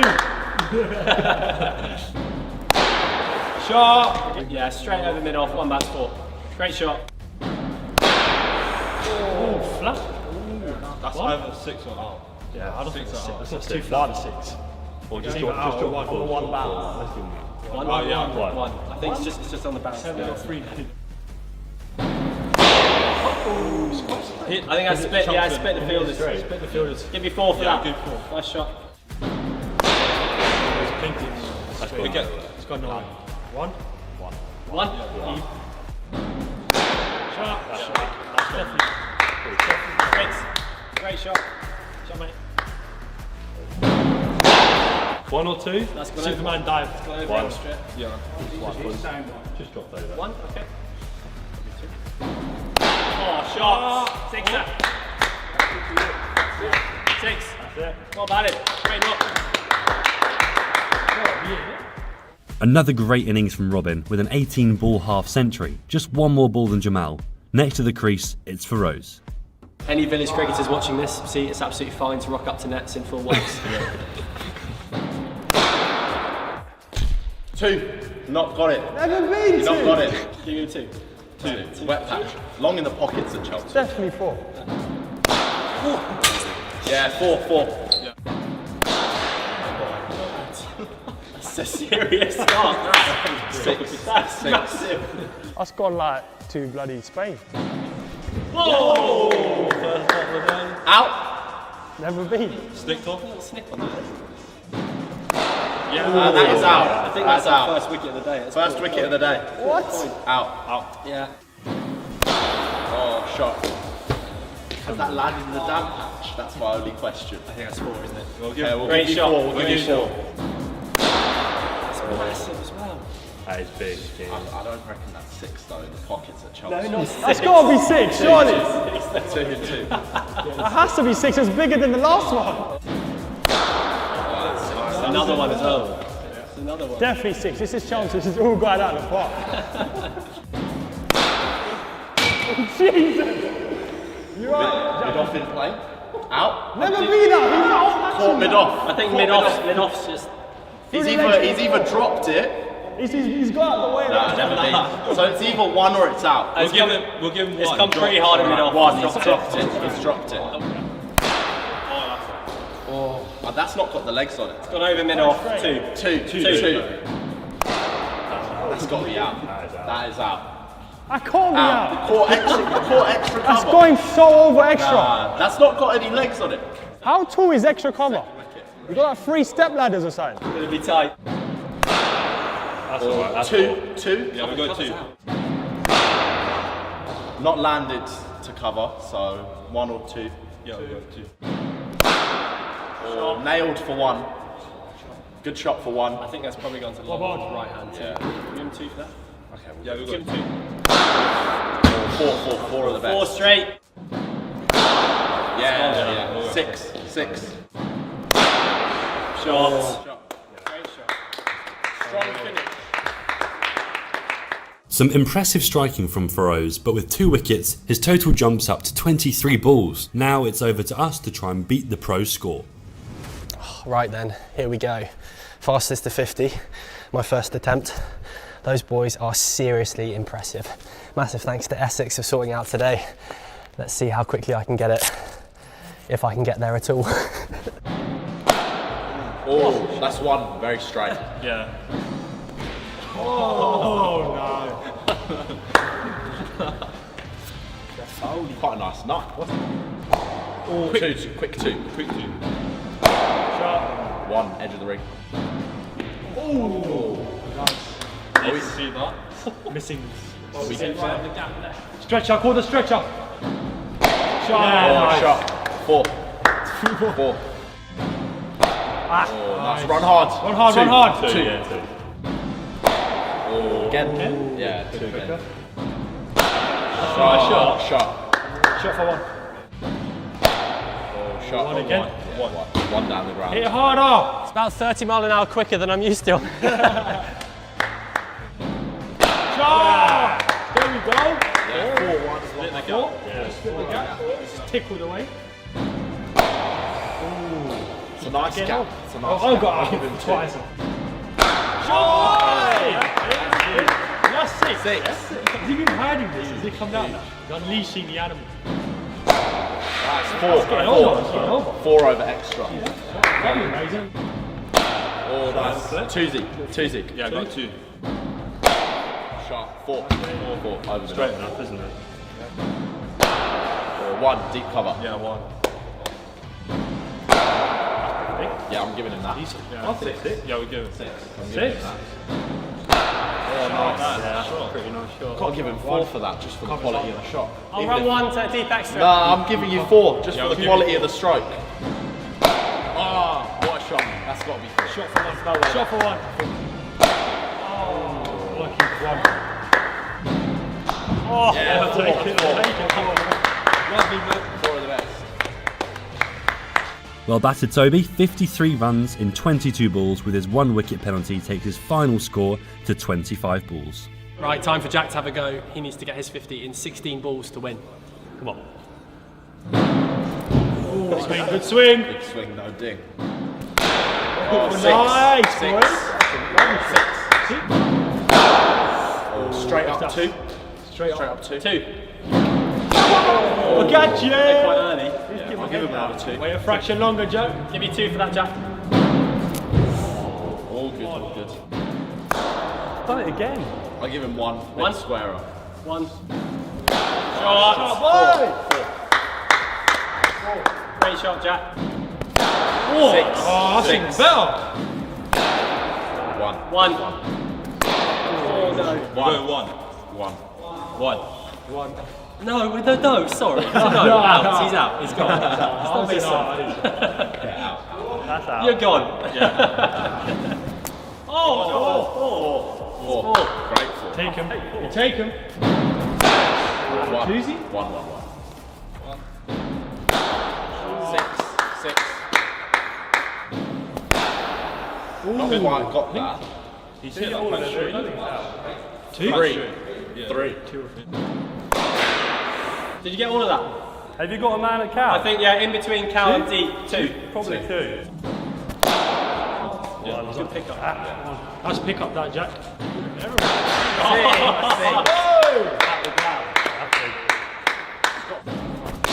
it is! That's it. 6 again. 6 again. 4. 4. Oh, it's got to be 1. It's 1 to deep square. That's the one you need. 50. So thanks to Essex for sorting out today. It's been an amazing experience. See you in the next episode of Fastest to 50. Cheers, lads. Cheers. Thanks a lot. See you soon. Cheers. So there we have it. Jamal Richards takes the crown of the first ever Fastest to 50 episode. Comment below with the players you want to see featured in this challenge. Make sure you like and subscribe, and we'll see you in the next video.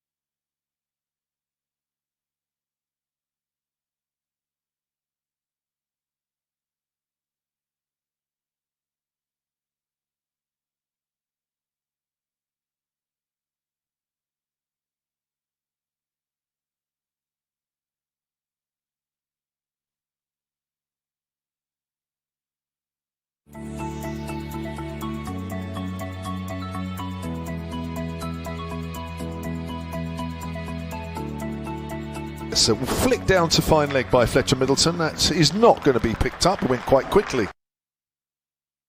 Oh, he's bowled, leaving it alone. The off-stump knockback. Porter claims the first wicket of the morning. As that's, he's playing a miss. No, he's edged through to the keeper, and Holland trudges off. Just took a little bit of time there. Oh, that's a lovely shot. Straight down the ground. Shane Snater did the best he could to, I think, get out of the way of that. Short, and Gubbins, that is for out to deep square leg. Oh, he's gone. Also, that's a great ball.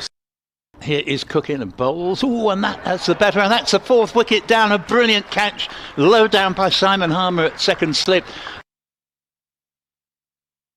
Edges through to the keeper. There's another wicket. Drawn on the front foot was Gubbins, drawn into the drive. Top edge in the air and caught. It was coming, was that wicket. Dawson has now gone, he's been caught there. Lovely drive from James Fuller through the vacant mid-off area because Bullwater was quite wide. And that ball is just going to reach the rope. Porter's in. Bowls to Organ. Oh, that's a terrific delivery, and he's out from the hotel end. Bowls, and this is skied in the air, should be the simplest of catches, and is. And that is the 8th wicket down. Drives in the air. There's nobody at mid-off, fortunately, because mid-off was Tom Wesley was quite wide.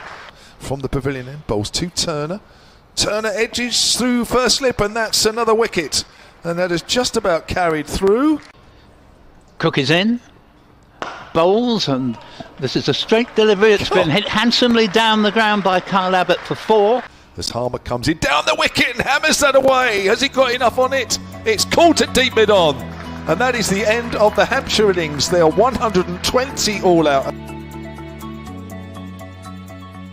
Brown is bowled. He's got through those defences as Mohammed Abbas. Oh, and he's got him! At last, Carl Abbott has found the outside edge of Alistair Cook's. Comes down the pitch and he's edged, and that's a great catch from Ben Brown. Get him out of your team as Critchley drives. Lovely shot through extra cover. That is a chase for John Turner, which he will not win. And that is 4 runs. So nicely played by Critchley, who just opened the face of the bat and run it down to third. That'll be 4. Ben Brown, the keeper, standing up once more as that's cut away. That's going to be runs. Felix Organ, no chance there on the 45 on the offside. That was right out of the middle of the bat. Holland comes in again with his right arm medium pace. That's a leg ball. He's wrapped on the pad. Oh, he's given. Wow. Here comes Mohammed Abbas and bowls to Matt Critchley. Critchley, I'm not sure he was actually aiming it there. Drives, and it goes up an angle back down to the third man boundary for 4. He's in now and bowls to Pepper. Pepper has whacked this for 4. And that was cut away behind backward point. Here he comes in, but just hits the deck a little harder. Bowls. Oh, he's wrapped on the pad. First what a bowl, start. and he's done it. What a start. Straight on, and a wicket. This ball is edged and taken at slip. What a catch. A very fine low catch.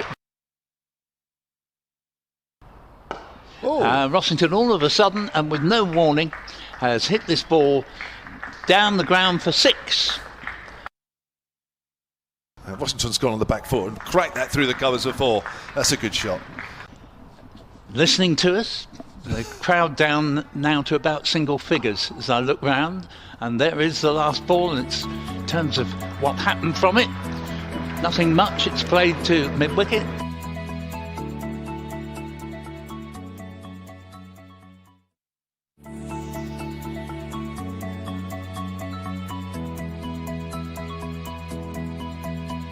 Turn it. Should have only 1. Oh, and that's a wicket here, and there goes Rossington. Bowls. Cook gets wrapped to the pad. That looks close. He's gone. That's a good shot from Harmer. He's pushed it out to the covers on the front foot. It's racing away to the boundary. He will pick up 4. Thank you very much. That's pretty comprehensive. Oh, and he's bowled. And that is the end. Paul, you can take a break. Next delivery from Dawson, and he's out.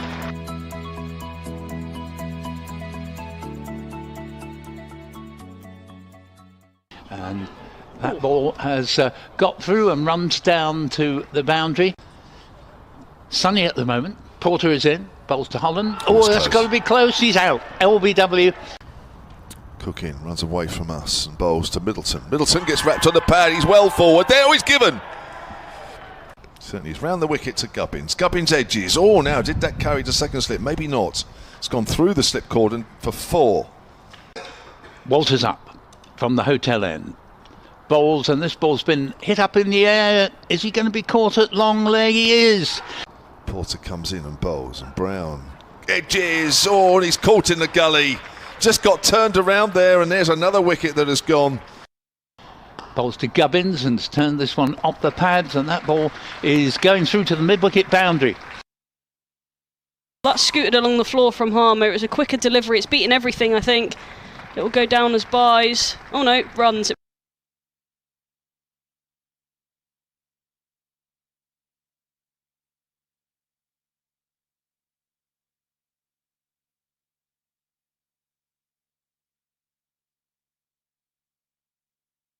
Four runs, so he just nudged that very nicely away to the fine leg boundary.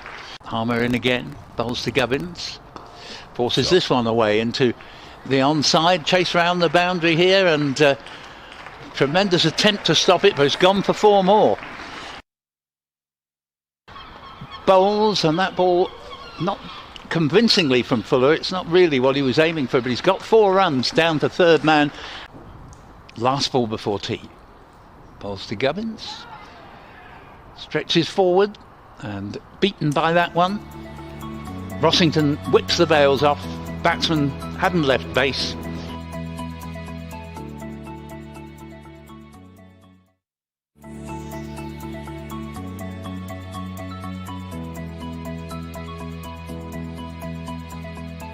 First ball of day 3, comes in and bowls. Fuller just gets a length ball, just eases that out into the covers. Good delivery, and has that been feathered through? It's appeal, and it's been given out. It's edged. Oh, it's a great catch. Second slip. Oh, yes. Is that Harmer? Yeah. Strong side, Essex, as Turner gets an inside edge past the diving Rossington. It does look gloomy out there as Porter comes in. Turner gets caught at second slip, and Harmer takes one. Goes quickly to his chest. Now here comes Cook going round the wicket and bowls to Gubbins. Oh, he's bowled. Well, what a disaster for Hampshire this morning. Essex innings into Brown, who flicks it off his pad down to fine leg and gets off the mark first ball. In and bowls again. Oh, an edge through to the keeper. Wow. Yes, he's gone. Caught by the keeper. Cook has gone. He's gone for 4. From our end, the hotel end, coming in bowl round the wicket. And Good that's shot. played very nicely through the covers for 4 runs. Abassin round the wicket bowls. Oh, and, good same shot. Not quite Groundhog Day because there was one in between, but again more through extra cover than cover. Big run up and hits the pitch nice and hard. Flicked off his legs and caught. What great catch at square leg. Up into big drive, and that will be 4 runs there from Walter. Good way to get off the mark. That's cut away off the back foot for 4. Good shot. It was too short, that, and Brown just seized on it. As here's Turner bowl. That's a pull shot, and it's pretty well executed. That it's gone into a big gap through mid wicket, and that will go for 4. Again, outside edge, past second slip, and that's well past him. In actual fact, it's been third, fourth slip out there. It's going to go to the boundaries. Try and find the outside edge here of Nick Brown and bowls. Hits him on the pad. That looks close, and he's given. At last, Mohammed Abbas lets out a huge scream, which I'm sure you could hear. Here's Abbott in bowls. Oh, good trick. Bowled him. Completely done it. As Abbas bowls, and that's a fierce-looking cut shot of the back foot, and nicely played by Pepper. This is hit uppishly, but safe and away for 4. A couple of bounces to the backward square leg boundary. They've been brought back down to earth here. A slip and a gully, as this is hit uppishly at safe and away for 4 by Pepper, away to the cover boundary, and Essex make it 5 wins in a row.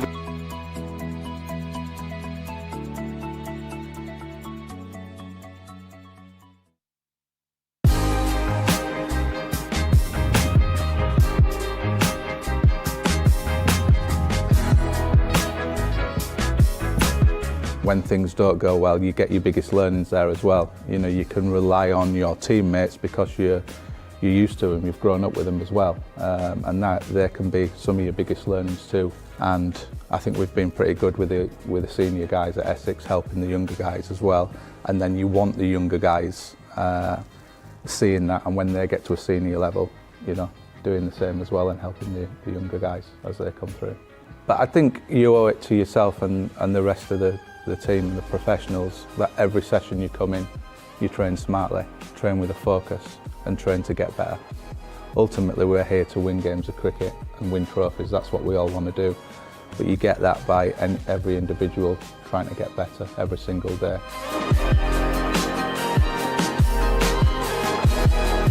Great to see all you aspiring young cricketers here.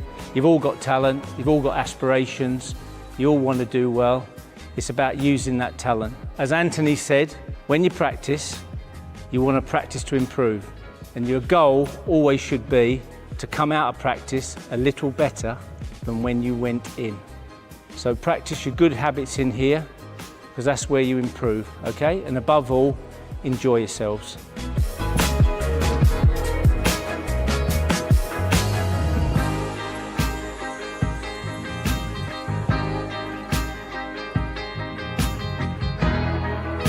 You've got to reset, because the next ball's a new ball. Yeah. And, you know, you've got to play it, whatever you're going to play, you know, be positive about it, but, you know... You can't dwell on the ball's gone. Yeah. The only important ball is the next ball. Yeah. Not the one that's gone. Yeah. Draw a line under it, think about the next ball. And one of the other tips I would give you, whatever shots you play well, stick to those shots until they block those places. Then you might have to think about a different option, okay? But my view is that you don't have to like hit the ball over mid-off for 4, then you've got to slog sweep it for 4, then you've got to reverse sweep it. If there's a gap over mid-off and that's where you hit it and they don't change the field, well, keep hitting it there until they change the field. Or as Anthony McGrath said, you want to get something out of every ball. No, if you get something out of every ball, singles, twos, the odd boundary, you're going to be scoring 8 to 10 and over.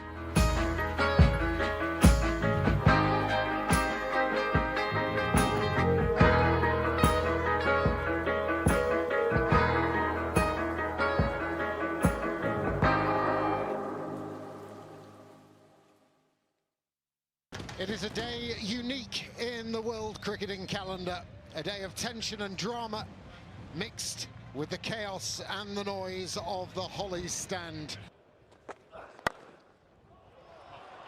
Beautifully timed, really nice. Full toss, 4 more. Oh, might hold up, just slowed up. Should have gone with my original call. 6 flat, a skimmer, the first of finals day, and that was hit with brute force. Now they might get the wicket though, at a deep square. Daniel Sams with the safe hands, a change of pace yet again from Cook. And McDermott has to go. Catch it! Could be gone, is gone. Snater it is again, the Snatermeister. Wish start. Catch it! Over the top of extra this time. That should race away and will do for 4. Welcome boundary.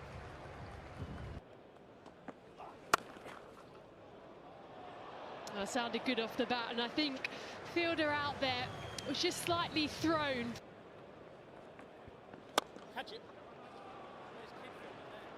What to do out in the deep. Not able to get it through. Catch it! Well, that sounded good off the bat, but it should be taken, and it is on the second chance. Down the ground, it's short boundary straight. What a beautiful shot from Weatherly. Harmer's done an excellent job. Very, very short straight here at edge. Good shot, really good shot. Shorter boundary. In the air, should be taken. Good take by... Yeah, it's really good bowling from Walter. Conceded a boundary 2 balls previously, stuck to his guns. Length ball, possibly cross seen. Ross Whiteley gets none of it. 50 for Weatherly, his third this season, 6 of his career. Last ball. Into the surface again. Schnater underneath it, taken this time, so a wicket to finish the innings. Weatherly finishes 63 not out. Deep in the crease, and it's coming our way. Good way to finish the over. Last ball. Into the surface again.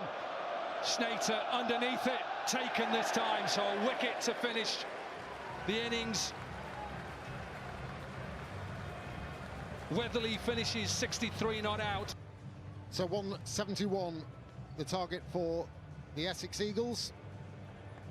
Performed so admirably in the quarter-final here at Edgbaston to overcome the Birmingham Bears. Swung away straight to Critch. Sorry. It is Weatherly, not Critchley. Wrong side. Weatherly, brilliant. Absolutely brilliant. Just a little hand on it, but I don't think it'll be enough to prevent a boundary. It won't. Mid-wicket and one bounce for. Yeah, I think it's now getting to a point where. Let's hope there's no more rain, and let's hope that we see a good remainder of this first semi-final. Offside. Oh, missed by McDermott. Little bit of a floaty in-swinger. Will be 4 byes. Can't bowl there to Dan Lawrence. Such a strong player down the ground. Maximum. Getting pitted through the offside. Oh, missed by McDermott. Little bit of a floaty in-swinger. Skied again. There's a shout from third. Gets underneath. Takes it. Hampshire needed a wicket. They have a wicket. Go at them, and they have another wicket. And it is the big wicket of Lawrence. 2 in the over. Hampshire, the champions, are hitting back. Close, straight, out. Falling straight. Walter walks across. And Hampshire have their 4th. Over the top of the keeper, might pick up a boundary and a welcome one. Carved away backward a point, but there is a man at third. It's gone straight through the hands of Turner. Is this it? That'll help. That'll help. Will it? It's gone all the way. Yeah, what a lovely strike that is. He's got big boy power, has Daniel Sams. Impressive. Plenty of that. And long. Lovely strike. This time it's Critchley straight down the ground. Not be half volley length, full. There's that off-pace ball. And down breeze. Is that down breeze, Corky? I'm not sure, but it's 6 anyway. Pace off this time, helped on its way leg side. There's a man there. Can't reach it. Goes all the way down. Sams. This over. Goes out over extra cover. Gone. Great catch. You said he wasn't shy of a good catch, Alex Tudor. He's done it every over so far. It is slower ball. Take a punt, pop it downtown, and say thank you very much. That's your punt. Slower ball. Punished all the way. That's it. Simon Harmer, the skipper. He takes Essex back to the finals of the Vitality Blast. First time since 2019. And what a great start to Vitality Blast Finals Day here at Edgbaston. Essex get the job done over the defending champions Hampshire by 5.